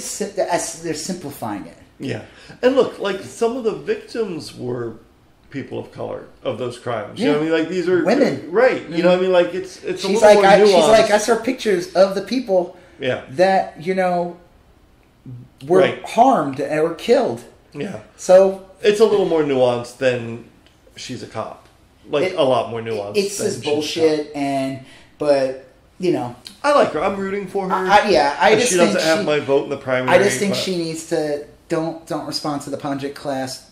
Be your own person. Go to debate school too. Like have someone prep you for when some idiot says something like that. I don't. Yeah, it's weird because I don't think she needs debate school. Well, look, she wouldn't be up there. But look in a courtroom or in a Senate hearing or whatever. No one can fuck with the questioner. Well, it's like because because she's a woman and a woman of color, she comes off too aggressive or too mean. And I mean, it's just complete horseshit. Do you think if she smiled more that she? Yeah, if she curtsied before when she entered the room, or if she, I think that may if she promenades. I'm going to put together an email. All right, so there's Kamala. We have the front runners left. We have Biden, Sanders, and Warren. Right? Yeah, I have nothing to say about those losers. Well, I'm kidding. What do you want to do? Man, it's like a tough one. It's like Biden's only there because he was VP. That's it. Yeah, he's never won a primary. The funny thing was in 2008 when he ran, I don't think he won one state in a primary. I think he was I think the highest he got might have been 3. Okay, that third place in New Hampshire or something. Sure. He dropped out sporadically. When Obama picked him, I was like, yeah, that's fine. Yeah. You got a guy who's been in Washington for years. Patton Oswalt had a funny bit about it. Obama is this is Obama got into the White House almost like a cop movie. Oh yeah. And Biden's the old grizzled cop who's seen too much crap. And it's whatever. He served his purpose, but I think as a president, I think more things come out about him why he's not that good. And then I also think again, like you said, is it you didn't like Julian Castro attacking him, but you're going against a unhinged piece of garbage who has no filter. Yeah. Look, Biden checks one box as he has a story. It may not be a good story, but he has look, I want us to go back to normalcy. I'm going to take us back to the days of Obama.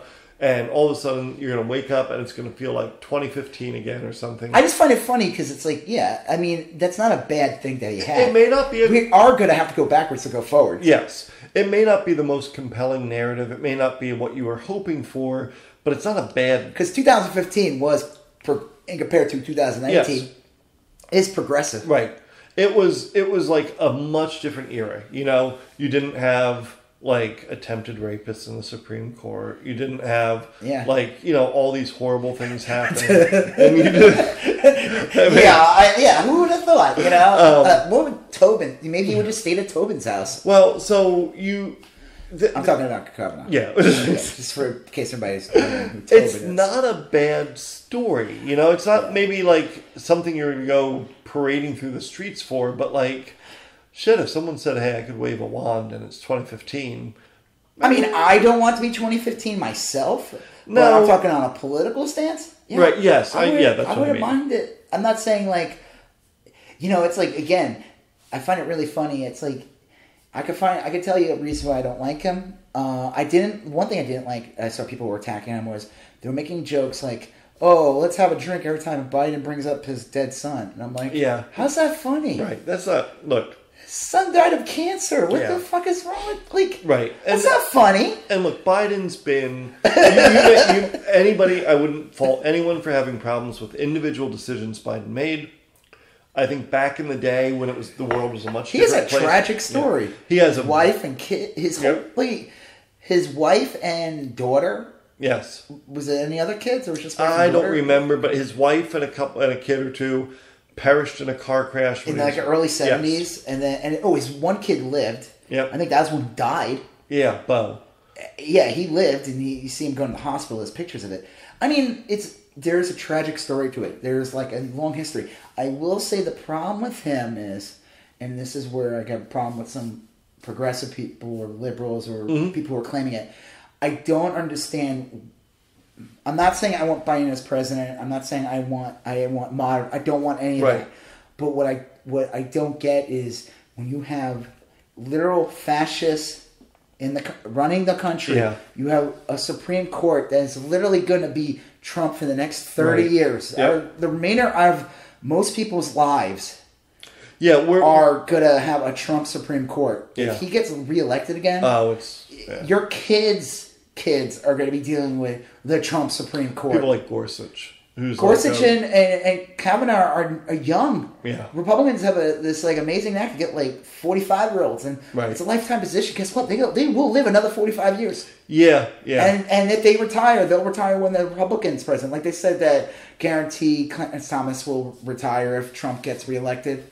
Yeah. And so he could put one in, and Ruth Bader Ginsburg ain't gonna last forever. No. Every month we hear another cancer scare, and I'm always like, you do understand that you're not gonna get. I want Sanders to get in. I would love that. Sure. I would love a Sanders candidacy. I would love to have his platform. I would love for him, the country to be that way. But I also don't want a Trump Supreme Court for the next 30 to 40 years, possibly 50. Yeah. I don't want to see. He posted Trump put a thing that said like 2024. Yeah. I mean, some people are like, oh, he's just trolling people. I'm like, no, he's not. Right. He needs to stay president or he'll be in jail. The next time this is the best gig. He's making more money than he's ever had. Yeah. He's actually making money. Yeah, this is probably the first time he's made money. What was that? He makes his vice president. This is the best. He's like gaslighting Mike Pence to the point where, when I made that statement on a thing about Tulsi. Yeah. I could see Trump picking someone like her. Oh, yeah. As VP. I know he won't, because in the end of the day, she is a Democrat, regardless of. And they're not going to do that, and that won't fly. But I could see him constantly threatening Pence that he's like, I will replace you. Look, I got rid of this guy. Yep. I got rid of this guy. I got rid of fucking Bolton. Bolton is like a Republican stalwart. And when he put Bolton in there, I knew right away that Trump was just some Republican hack. Yeah. Like any other Republican. Like Bolton is like a satanic walrus. But he's just like he's a lazy man's Republican pick. It's like who we got hanging around? This fucking Bolton's like a barnacle on a boat. Yeah. They just scrape him off and put him in there, and. Trump's claiming he's not the typical Republican when he ran. Oh, yeah, but come on. And then he fucking puts Bolton in there. I was like, but I don't think people understand what a threat to have him as president. Have you not seen what's been going on? We're not even 4 years into his presidency. No. We're not even 3. What are we at? We're barely at 3. At 3. Yeah. And look, he's got 2 Supreme Court justices. He could get another one next year. Fucking Mitch McConnell said he will get... He doesn't give a shit. If one of them leaves next year, he will ram through. And I guarantee you they will. They will do it. Yeah. And I'm like... I can't handle it. I'm like... I see them attacking Warren, saying she's not a real liberal. I'm like... What the fuck do you want? Right. Come on. What's your litmus test? I mean, I get it. A lot of these people, like, we don't do this for a living. Like, I'm an artist, and and you, what do you? I do stuff. You do stuff like a turd burglar. And we're not pundits. We're not paid to do this. Yeah. We don't go on TV and are told like we come up with the next funny thing we need to say that ends up being culturally damaging just because it gets us lulls and likes and... I do like a good lull. Ooh, a good lull. Yeah. I will say, I don't do it all for the lulls, but sometimes I'll do it for a good lull. A lull. But, yeah, I don't know. It's scary. I'm like really scared. If it is Biden, I'm not excited about him. I'm not going to vote for him in the primary. But I will fucking vote for him for president. Oh, absolutely. And I will tell everybody, if you are an idiot. Right. if you are a straight up fucking idiot if you sit home. I'm sorry. Yes, will Biden? Okay, let's see what happens. If Biden becomes president, who's going to be in his cabinet? He's going to have a real person that actually gives a shit about the environment. Yep. He's going to have a real person that actually gives a shit about education. A real person that actually gives a shit about military. A real person that actually gives a shit about healthcare. A real person that actually gives a shit about agriculture. A real functioning government. Yeah. Adults. Yeah. And he will put younger people in. He's not going to put John Boltons and fucking barnacles, old Democratic barnacles. You're not going to see what's his face, that Rendell is not going to be in his cabinet. He'll be one of his what do they call that? Not a supporter. It's like somebody, a surrogate. He'll be like one of his, but he ain't going to be in his cabinet. I doubt it. He's going to load it up with half those people that you see on stage will be in his cabinet. You'll see people like Beto, or you'll see Stacey. You'll see Julian Castro in his fucking. I mean, it's like It's a. I don't know. Look, I can't knock sense into people, and I know people will say, "Oh no, you're a dumbass. You're all for the military." I'm like, okay, I get it. He ain't gonna be perfect, but you do know what we got going on here. Biden would be fine. If you told me tomorrow, look, if you can gamble on someone else being president, or I can guarantee Biden will be president, I think I'd take the guarantee. I went to this thing in 2004. I think it was around the Republican convention, and it was around the time, Kerry versus Bush. Okay, yeah. And I was full on Kerry just because gotta get rid of Bush, which is horrible. And Kerry, and then I remember going to this very they're left wing, but it's this activist, college, very heavy college, a lot of college professors, a lot of very extreme left wing. These are people that would probably vote for Jill Stein, unfortunately, or they would have voted for what's his face, Nader. Yeah. Nader. But the event was called Life After Bush because they're making the assumption that the American public, we can tell these kids, we can do this event and tell all these college kids and everything that we could shit on John Kerry and shit on Democrats. Yeah. But don't worry, because we got to focus on Life After Bush because Kerry's going to get in. Yeah. And Bush. And I was like, this is the most dumbest thing. Stupid. I'm like, and all these speakers and everyone trash Kerry. They said he was part of the military-industrial complex. Yeah. They said he was part. I'm like, yeah, I get it. Sure. He's been in government for years and he's super rich and he's not. But he also cares about women's rights. Yeah, he's a good guy. It's a functioning government. Yeah. They're not going to try. They're not going to say, hey, do we really need caribou? Well, yeah. I mean, do we really need? I don't know. Do these birds really need to be protected? Do we really need to have? Can we just have prayer in school? Yeah. Can we just have? And I was just like, I was there, and I liked being there, and I liked the energy, but I was so disappointed. Yeah, that's a shame. And I am a leftist. I am progressive. And it's like, yeah, maybe I just don't know. I just really don't know. It's like I watch Democracy Now. Yeah, I've watched it for a long time. I know a lot of these people. I've read up a lot of them. I've read Chomsky. I read I don't know. Listen, people. I'm a poser. I don't know anything. Zinn. No, I did. I actually went to a Howard Zinn event. Yeah, and it was amazing. Wallace Shawn spoke. Oh yeah. Lovable Wallace Shawn. Right. Sure. No, I'm not even kidding. He came out with a book. Oh, it was like an expansion of the history of the United States. Great book to read. I highly recommend History of the United States. And it was like an expansion on it. And it was all these celebrities there and left wing. And they were enacting scenes. And Wallace Shawn was there. And he was doing a reenactment. He was like the evil judge or something. This thing. And my God, it's like I'm trying not to crack up. That's funny. He's like, excuse me, well, do you really think that? Inconceivable. And I'm like, no, you're the neighbor on Cosby Show. You were in Princess Bride. I can't. And I know he's like this huge activist. Right. He gets listed. I remember there was some right winger who came out 100. He called 100 dumb people or whatever. And Wallace Shawn was one of them. Like, why is Wallace Shawn in there? Right. And then I realized he's this liberal activist. That's funny. And then I found out he was in My Dinner with Andre. Yeah. And I just remember that. Regardless. That was a different event, but it was around the same time. Yeah. And I just remember going to this, and it was Life After Bush. And I'm like, what are you... Well, guess what? We had Bush for another 4 years. Yeah. And I'm not saying, this event, we were in New York, and the state was going to go to Kerry anyway. But we're at this event. But, I mean, it's still damaging. Yeah. I mean, you need all hands on deck. Everyone could say, maybe you could say something like, hey, guys, listen, I'm not a fan of Kerry. Or I'm not a fan of whoever, who will be at this time. We do need to get rid of this person, though. But we have to demand action as well.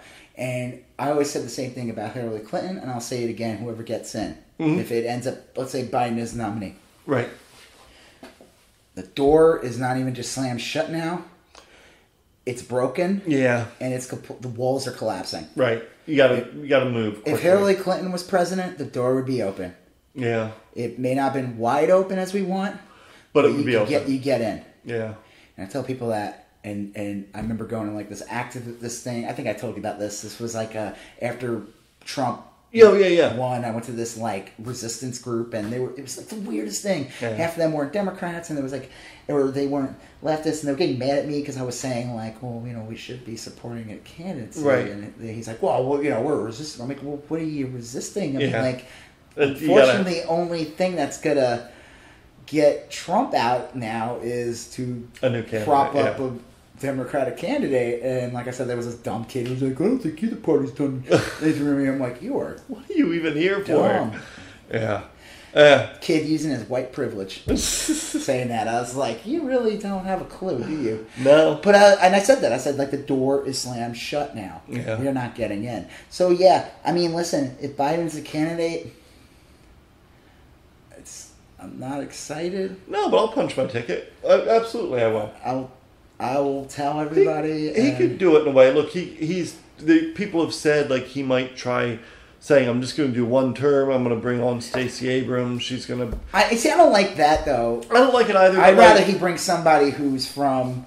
Yeah. And I don't think she even likes that either. I don't think she does either. Because it's something like that... she's not a national known figure anymore. No, but something like that could be effective. Perhaps. Yeah. We'll see. I mean, listen, I just don't think he's... I don't think it's a bad thing to say that you should be able to criticize him and say, listen, he does sound dodgy when he talks. He does seem forgetful. He does seem... He waffles, and he is getting older. He seems like he'd be a great elder statesman. Yeah. The voice of how the party was and where it could go. A great diplomat. Yeah. I don't want him to be the candidate. Right. I don't know what else to say. So, yeah, Biden, let's just move on. I know we've been trying to talk about people individually, but I'm fine with just talking about Sanders and Warren together. Yeah. I will go into this, too. The same people I've seen a lot of people attacking Warren. Mm-hmm. They're using this whole she's not really a leftist, she's not really this, and I find it really bizarre. They're trying to make her out to be like Hillary Clinton 2.0. I find it really fucking bizarre. Right. She's as legitimate of a leftist as you're going to find. If she were somehow conservative 20, 30 years ago, that was a long time ago. People evolve and change, but I don't even think she was conservative 20 or 30 years ago. I don't think it was what people think it is. Right, yeah. She may have had views... Well, it's like they would say the same shit about Hillary Clinton, but they would bring it up because she was 14. Right. She voted for... she was pushing for Goldwater.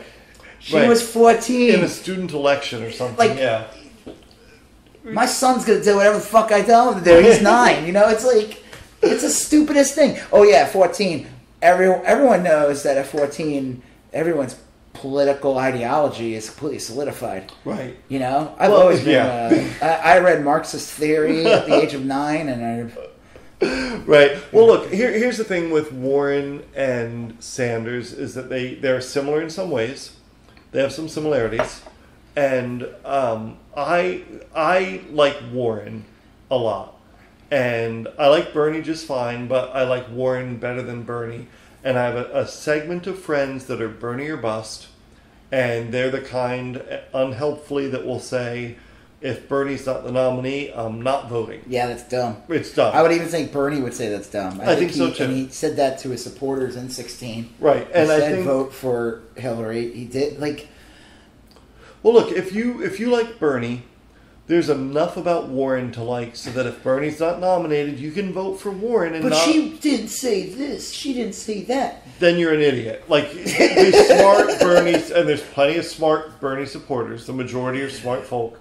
Then there's enough in Warren. I could see, like, look, if Tulsi's the nominee, then yeah, maybe you don't vote. You know, but like, go home and kill yourself. right. But like, look, I don't see. They're different, but there's enough overlap so that how can you... I don't trust people who, like, if your attack on Warren is to say, oh, she wasn't left 20 or 30 years ago, I don't trust you. Right. Because I'm like, well, listen, I know you want Sanders to win. I voted for Sanders in 2016. I like him. I could either vote for him or Warren at the moment. But I bet you if you talk to Sanders, he would probably say, yeah, Warren's like my counterpart. Yeah, I mean, like when they did that, not the last debate, it was like the joke was it was Warren and Sanders teaming up against the moderate douchebags, Delaniacs and I don't know, fucking knucklehead Bob and Dewey Louie and Dewey Louie and centrist Sal. Well, but they were like tag teaming. Like someone made jokes that they were like kung fu masters that were like taking on, and they were working together, and they never fought. They didn't fight in this one either, and they're not going to. I doubt because it, I think they're politically aligned. Right. They both want to change health care. Yep. They both want to do this. Now I know there's some people I love. My favorite is Bernie Sanders. Just flat out says it like, and this is why I like him because he has a brand, like you said. He does. He said, how many people say, oh, they love their health care and like don't want to change it or something? He said, no one. Right. And the media keeps finding people. They keep claiming to find people that who? Well, like I was like Blue Cross employees. Yeah, I was like, yeah. Sir, you have a Blue Cross Shield shirt on. Right. Oh no, I'm just I'm an unfrozen caveman lawyer. I'm just a lunch pail Joe. You know, my favorite is when they say, was it kitchen table? Yeah, people sit around the kitchen table, talk about the problems in the world. When a politician says that, guess what? You lost me. Yeah, it's such an old. It is. It's so hokey. It's so lame. It's like that commercial from years ago. With that was like I think it was like an anti-Clinton ad with the people, and there was like right. But then the joke they were was drinking coffee and but then they brought those people back for an ad for Obama or something like that, and it was like for Obama. It was hysterical because the joke was they're acknowledging they fucked themselves at their kitchen table. Well, look, I think would a Bernie presidency look substantially different than a Warren presidency? I think they would. I honestly think Warren will be the nominee, and I think any Democrat or any liberal or anyone who claims they're liberal says that she will lose is doing a disservice. I don't think she will lose. I think she has enough energy. I think she has a strong enough voice. I think when Trump says shit like Pocahontas, I think the media is doing a disservice by not flat out saying, why does he keep saying this racist shit? Yeah. Now, you can make this attack on her and say, well, she shouldn't have done this and that. Sure. That's great. But this asshole should not be saying that. Look, he should not be allowed to say that. Yeah. It should be called out. People in the media, when they play it, they should be telling people who are like, who have kids and stuff, like, listen, what he's saying right now is incredibly racist. And it's like, it's so damaging to racist people. It's making them out to be like they're cartoons. It's horrible. They're not like it's fucked up. I'm like, what? Okay, that's great. You can attack all you want, but you should be allowed to fucking say that. Those words should not be allowed to come out of your lips. Yes, it's pejorative. It's a slur. It's all those things. I think. Look, can Sanders brawl with Trump? Absolutely. I'd love to see that. Who wouldn't love to see that? Can Warren? I think so too. Yeah. I think. Look, I 100%. I think she would flat out call him an idiot. If you saw what she did to Delaney, right? She will do that 10 times worse than Trump. Yeah, I think. Look, I could see Warren debating Trump and just saying like, look, you're a serial liar. You have no racist. Yeah, you're a racist. A rapist. You have a childlike understanding of the facts. You're a rapist. I mean, like, I think all those things are things Warren could say. What's that meme? Rapist, racist. Yeah. What's the other one? It's like there's the one I've seen is some guy playing Scrabble. Yeah, yeah. And so much Trump and his 3 things. Right. Like, rapist, racist. I don't remember what the other one was. Well, and Warren, look. The one thing that you could probably knock, like the knock on Bernie is that he's kind of old and grouchy, although that's also kind of endearing about him. But like Warren is older, and she seems she's not older than Bernie. No, but she's not like, young. She's a grandma. Yeah, she's got so much energy. Yeah, she's like sharp as a tack. Yep. She doesn't, I mean, she's really, She'll really have a beer with you. Yeah, that's right? cool. Isn't that? I mean, sometimes that's another important. That's all I want. To lunch pill Joe. And those people that sit at the kitchen table, that's all they want. Well, honey, when we're home, one thing I want to do is have a beer with the president. And I can't have a beer with that president. Yeah. Well, I have beer with people, and I would never want them involved. Right. I would say, like, look, I would absolutely vote for either. If I were going to vote in the primary today, it'd be for Warren. That'd be where I fall. When it all first started, I was kind of debating between Harris and Warren. I'm now clearly favoring Warren. I just think Harris, like we talked about with her, I'm not going to go on it again. It's just, Warren wouldn't do that. Warren doesn't do that. She sticks to it. She doesn't let the media, she's not going to all of a sudden, she did one little stupid thing, and if the media brings it up with the stupid testing, then the media's shitty. Right. Because, it's like, it's emails 2.0 again. Because it's like, and even worse. Because it's so stupid. It doesn't affect anyone's lives. No. Like, you're dealing with somebody who's so horrific. And I'm like, all these people who, these people, they make a living. This is how they live. So if whoever's president, they're going to survive.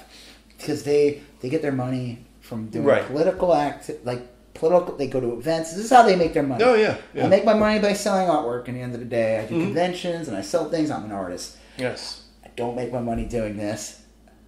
That may be kind of cool. Yeah. And then when it does, that Warren's a piece of shit. Let me tell you what. She ain't a real leftist, right? Right.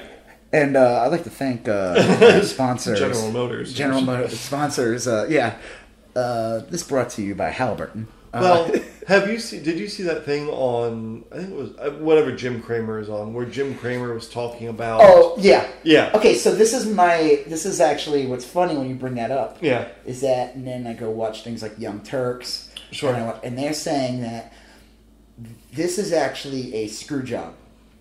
They say that the media, people like Jim Cramer and stuff, they are making... They are trying to make Warren out to be bad to get left people to like her more because they want Warren to be president over Sanders because Warren's more of a corporatist than Sanders. And I'm like, that's pretty diabolical. That's some pretty, fifth dimensional chess. But they are saying that. That's not a joke. And people are saying that there might be a very small sliver, but I would imagine that they would not want Warren to be president either. Right. Because she will be a watchdog. She's a watchdog. Like, when she did work for the Obama administration. Yeah, in the Consumer Watchdog group or whatever. Yeah, exactly. Yeah. They don't like her. She ain't their friend. No. And I thought that was such a brilliant, little thing where Kramer's... Kramer's like, everyone, all these CEOs are terrified of her. And she just retweets it with, I'm Elizabeth Warren and I approve this message. And it was, perfect. It was, basically a campaign ad. Should Jim Cramer be taken seriously at all? He was in Iron Man 2. Get the fuck out of here. You're a cartoon character. Well, I'll tell you, I used to... He got called out for giving bad advice, actually. He does give bad advice. And I can tell you, I used to buy stock. Now I just have spider funds or funds. Spider funds? Yeah, like a Standard & Poor index. Spider-Man. Yeah, right. They're so cool. But someone else picks them and they're balanced and all that. And but I used to buy individual stocks. I'd buy 50 shares of this or that or whatever. And I listened to a show and he gives shitty advice because you lost money on him? Not a ton, but I enough to be I'm not enough listening so to that I Jim remember. Yeah. Yeah, I don't care what the guy... Those people are not going to get me to vote for somebody. Right. When I'm looking to vote for who's going to... Who's going to make sure I get health care? A Wall Street money guy is not my friend when it comes to that. They're going to say, well, how are we supposed to make money off of health care? I have pretty simple needs with the next election. I mean, I want... Trump gone. Well, yeah. That's... Okay, I guess I have really simple needs. But, like, with a candidate, I want... Affirmatively, I want health care. And I want moves towards the environment. And I want maybe guns out of schools. Technological advancement with the environment. Yeah, exactly. There are jobs we have. Windmills don't cause cancer. Right. Trump. That's the stupidest thing in the world. The environment covers a lot of territory, including some Green Revolution stuff and this and whatever. Now, I also want a prison dropped on Trump's head. Didn't California just get rid of private prisons? Yeah. I heard that. That's amazing. That is awesome. And that includes the ICE. Good. Yeah. Fuck them. I know they're going to sue. People, I don't think people understand, like, private prisons is possibly the worst thing. They're trash. That is, they're garbage. I will say, like, I know it's a TV show, but Orange is the New Black, man, that last couple of seasons, like, they focus heavily on that. Well, look, the only way a private prison, that's so unethical, like, you need to keep them in jail longer, so there's an incentive to write them up and extend their sentence. Right? So, like, if you're scheduled to get out in 30 days, and I get paid by the day, and I write you up for sassing me... And he's a really good employee, too. Right. Then... It's fucked up. There was, like, a story years ago where, like, a judge, and you found out he was related... in Pennsylvania, he was related to a guy who owned a private prison. Right. And he was sending kids... For like, he ruined kids' lives. All those people are going straight to hell when they die. I mean, like, no questions asked. They just die. There's no hell. Well, I'd like to think there's a hell. Well, if there's a hell, they are occupying it. If there's a hell, yeah. Well, anyway. Regardless, they're horrible people. Yeah, they're horrible people. And California, I'm sure there's people who will attack that, and those people who are attacking it could go fuck themselves. Yeah. Because... What was it? My favorite was, this is like a different thing, but PewDiePie. Oh, yeah. Did you see this thing where he was going to donate money to the ADL, right? Yeah. And how'd that work out? He ended up pulling it. Get out of here, PewDiePie? Yeah, because the guy has 101 million followers, but because a bunch of Nazis that follow him said that the ADL is garbage and said all these things, he decided to take the money out. And my favorite thing about it was that image that was going around of him pulling the money out. I don't know, like, they found this, he's wearing a shirt with an iron cross on it. And it's just hysterical. But I'm just like, okay, but I don't want to talk about him. Fuck him. I don't even understand it. I don't get it. Yeah. But the people, I always say this, it's the same thing. It's like the same, if you got to look at if a certain group of people are coming out in favor of somebody. Yes, right. That's a if you see like Tim Pool or Meghan McCain or any of these people, you're on the wrong. You're on the wrong side of the pool. Like you're in a bed of nails or something. Do you think PewDiePie, like later on in life, will hit the talk show circuit and they'll have to determine whether to call him Pewdie or Mr. Pie, or like how they'll refer to him? I don't know. I can't. I don't even know what he is. Right. I don't get it. I'm too old for that. It's a little. I just find it damaging when a person has 100 million followers and around the world and says something about and says the N word by accident, right? Or says something horrible about Jewish people. Yeah. It's kind of irresponsible. Well, who would you vote for? Who's getting your vote in the primary? Amy Klobuchar all the way. Right. Her steady, it's Clover time. His steady, moderate hand is what I asked for. I want the most milquetoast candidate that will put me to sleep. As a Midwesterner who's not in need of health care, as a Midwesterner who's not concerned about the environment, education, or health care or anything, because I'm just a simple Midwesterner, according to Amy Klobuchar. Or, I'm just a simple coal miner. Black lung doesn't do anything to me. Right. Well, I can't. As a senator from the state of Montana, the people that are my constituents don't like health care. I'm like, no, that's horseshit. You are taking advantage of people. Well, we're only a third debate in. Seats are going to change again. Yep. There's some threats of some people coming back. Yeah. And again, it is early. It's early. It's early. But I don't like some of the rhetoric. I don't know where things are going right now. Right. I really want people to get in line and really start supporting a candidate, hopefully soon. Yeah, I do too. Again, it is early. I just feel like, I feel like they just keep talking about it earlier and earlier every time, and you get tired. And we're not even in November yet, so we're not even a year away from the election. Well, I did want the Democrats to start talking. Right now, the Democrats don't have a clear leader. You know, you have Chuck Schumer and Nancy Pelosi, but the more look, and I don't mean to go back to Beto again, but like this process with this number of people has given voice to some real, like, we wouldn't have had Beto on ABC News saying like this is fucked up. Yeah, you know, Trump is a white supremacist, and and AR-15s have no point in being around. You have no reason to have them. That's a really valuable thing. That's the thing we forgot. Briscoe County Jr. Yeah. No, what was his name? Okay, so Briscoe. Okay, Kane. so let's end it on this guy. Yeah. So yes, I like Warren. I like Sanders. I'm not gonna hate on Biden, even though. Right. Not your first choice. I just don't want the world to end. Yeah. And I think everyone on that floor, no matter who you think, everyone that debated, even that game show host, Yang, the world will not end under their presidency. They'll be better. Yes. Or be better. Better. Yeah, better. Right? Yeah. So, yeah. Well, there you go. That. Make the world better. I just came up with your tagline, Beto. I have a Venmo. I'll send it to you. Okay, cool. So Briscoe. Beto said about AR-15, of course, like every typical insane reactionary lunatic gun nut. He said, what did he say right off the bat? He said, like, my AR-15 is waiting for you? Yeah. Is that it? Or ready for you? Something like that. And he did pull the tweet. Yeah. Well, no, he didn't. Twitter pulled it. Oh, they did? Yes. Oh. Someone reported it. But people screenshotted it and spread the love. You can see it, but Beto screenshotted it. He retweeted it as a photo, so it's still there. And Twitter removed it because it was violation of rules. And from what I understand, making a threat against a presidential candidate. From what I understand, Twitter contacted the FBI.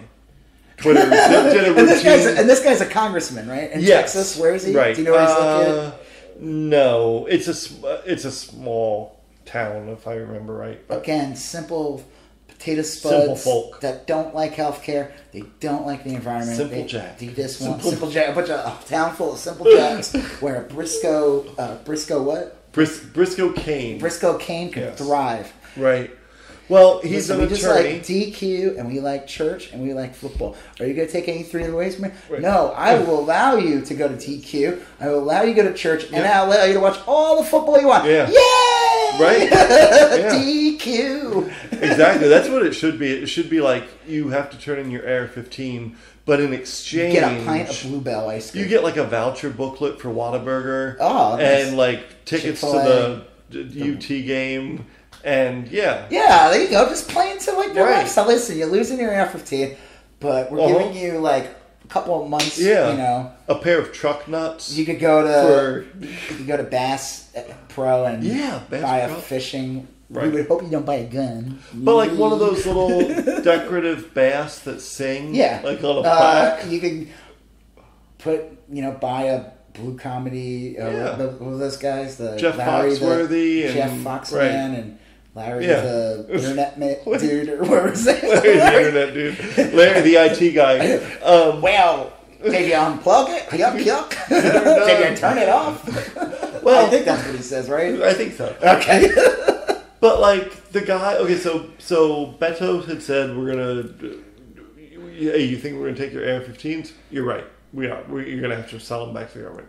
And this guy is like, come and get it, basically. Yeah, and he's a congressman making a threat to a Republican congressman making a threat. And then Beto said, like, retweeted it and said basically like, this is a murder threat. And it was like a death threat or something like that. It was like pretty pointed, I think pretty accurate. And then this guy's like, you're a child. And then like his original tweet had deleted by then. Twitter had gotten rid of it. And I think... You're a child. Right. I don't want to be killed. What are you, some kind of child? Snowflake? Yeah, beta male, snowflake. Right. So I don't like bullets in my body. I'm sorry. Yes. That makes me a... And this guy, Briscoe Kane, seems to have a pretty interesting backstory. I don't want to say, because I don't know any of this for a fact, but there's like a lot on Twitter from some like well-established accounts that have kind of delved into this guy's history. And this was a Republican candidate that went against him that yes. you said uncovered this. Exactly. Back in when Briscoe Kane was originally running, he ran in the primary, and another Republican was running against him and released what was presumably a bunch of photographs of Briscoe at gay bars when he was younger. And I just love that. Doesn't Briscoe Kane sound like such a gay bar name? It does. Like, it just sounds like something. It sounds like a porn name. My name's Briscoe Kane. Right. I wear assless chaps. Well, and it gosh, it would be sad and poignant if the guy wasn't a murder threater. But a murder threater is. But he was be careful with those people. You wonder, like it seems like he may have been repressed. I don't know. But okay, so he supposedly went to Tulsi Gabbard's conversion therapy place. Well, I'm kidding about that because that's. But yeah, the story was that he had gotten some sort of conversion place, and now he's married and has like a bunch of kids, and like every other tweet is about how straight he is. Why do I have to wear the Kid Rock mask when we have sex, Briscoe Kane? Right. So, I mean, woof. I don't even know what to say about all that. I know that like this is, you can't make this shit up. This guy's like, if you Google him, Briscoe Kane, he looks like a cartoon character. You can make it up, but what happens is that you go, this is too stupid. Right. No one's going to believe it. Right. Briscoe Kane looks like Caillou with a hairpiece. Basically, he does, and I don't even know where to begin. Well, I mean, didn't they say he could be expunged from Congress for this? He could, but Nancy Pelosi doesn't want to be divisive, though. Well, yeah, they should censor him. I don't know. Is he a congressman or is he a state senator or? So yeah, this guy is a state. He's a state representative. Yeah, he's not going to Washington. He's going to Austin. Yeah, he goes to Austin. I'm sure all the fabulous gay bars in Austin. Right.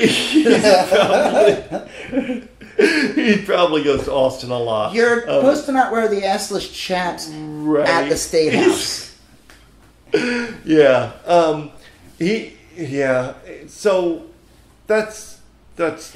Yeah. I'm not shocked that an idiot would do that. It's a very typical reflex. Right. For a lot of these gun nuts to do that. It just is. That's what they do. They're constantly under pressure. They think that like everyone's trying to take their guns away. You know why? Because you shouldn't have them. Right. There's no reason to have them. And didn't know any death threats to us, I guess. Thank you. Yeah. Knock yourself out. I mean, I love it too. These idiots, they do this and then they get reported to the FBI. Yeah. And since, I will say this, one good thing about since El Paso, my God, they are big. They're a little I think more recently in Fort Worth, father or someone turned in their kid. Oh wow! The guy was like trying to get guns, and he had like a whole arsenal, and they called him in. I was like, oh my God, this is like frightening as fuck. This country's so fucked up. Yeah. It is. I mean, like, it's such a small percentage of people that are real fucked up. Yeah, but Jim Cramer said that Warren is bad, which means technically that Warren is part of the corporate state. That's true. And therefore, I can't like Warren. Maybe I'll sit this one out. Maybe I'm just gonna... Yeah, get the fuck out of here. I've heard voting is for nerds anyway. Yeah, voting is for nerds. What are you, some kind of nerd? What was you had done an art piece? An art piece. Yes. It's a meme. Yes. Okay, so one of my favorite things is when around elections, you always get these geniuses that post George Carlin memes. And I like George Carlin. Oh, I do too. But I don't like George Carlin memes. No. Somebody left a comment and said, I don't like that you're putting George Carlin with Trump. And I said, oh, but I'll put George Carlin memes with Trump. Right. He's not making the memes. He's been dead for over 10 years. Yeah. He doesn't know what a meme was. Or if he did, it's not the meme that he thinks it is now. Well, and George Carlin passed away before things got a little this fucked up. I Right? mean, I don't know. I'm sure people who remember Reagan fondly will say it was pretty fucked up. But this is like a whole different level of fucked up. Right. So, yeah, people will always post things like, oh, it doesn't matter, they're all the same. George Carlin would say things like he doesn't vote. And I always tell people, okay, listen, you know what? George Carlin's an entertainer at the end of the day. He is. He's very wealthy, very successful, he earned it. Yes, did he have to confront, he faced some issues for 7 dirty words. But again, those were to elevate himself. Yes. 7 dirty words doesn't get me health care. Right. 7 dirty words doesn't freedom improve the environment. Feed my children. Yeah, freedom of saying 7 dirty words will not put food on the table. It's and I always tell people, so whenever I see these stupid memes, I'm always like, I feel like George Carlin had the amazing ability to make people feel smart that they just watched George Carlin. Yeah, I can see that. And I felt like that when I was younger and I watched him. Again, I like him. I don't like George Carlin memes. Yeah. I feel like I knew this because when I was younger, I felt like I learned something, and I felt like But then it stopped. I didn't need to do any research after. I didn't go. George Carlin didn't inspire me to start reading different people. It stopped there. It was like I just saw this guy. It's funny, gruff old man told me a bunch of things, and that's great. But so I made a funny little meme of just. I think it's funny. Says some guy put a George Carlin meme that said, "Don't vote." Right. And and then you have this voting is for nerds. Really funny picture of Trump in the corner. Yeah. With his stupid smirked up face. And coming out of a triangle. And the background has Trump Trump, like a pattern.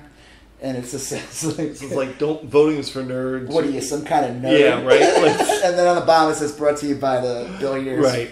It was it doesn't matter. I came up with it. You can see it on my Instagram, Rob Israel. Yeah. 14 months away. Yeah, it was a good debate. I like this one much better than the first. Yes, massive improvement. It cannot be said. Anyone who says that this debate was not better is just being is being biased and negative. Looking at you, Trump. yeah, Trump. No, I'm more talking about people who technically are on the left side of things. And I mean, was it perfect? No, nothing is. Nothing will ever meet the standards, because if we don't meet those standards, they have nothing to fucking talk about. Right, but it was really good. It was really sharp. Just from a technical standpoint, it moved by very quickly. The moderators were good. Limited commercials, limited nonsense. The questions, aside from ignoring some women's rights related Yes, women's stuff. rights. I think the environment really did not get enough discussion. Well, they used to in the presidential debates, remember, they'd have themes. They'd be like, this is the debate about the economy. Yeah. And this is the debate. And so I wonder if maybe that they knew that going into it.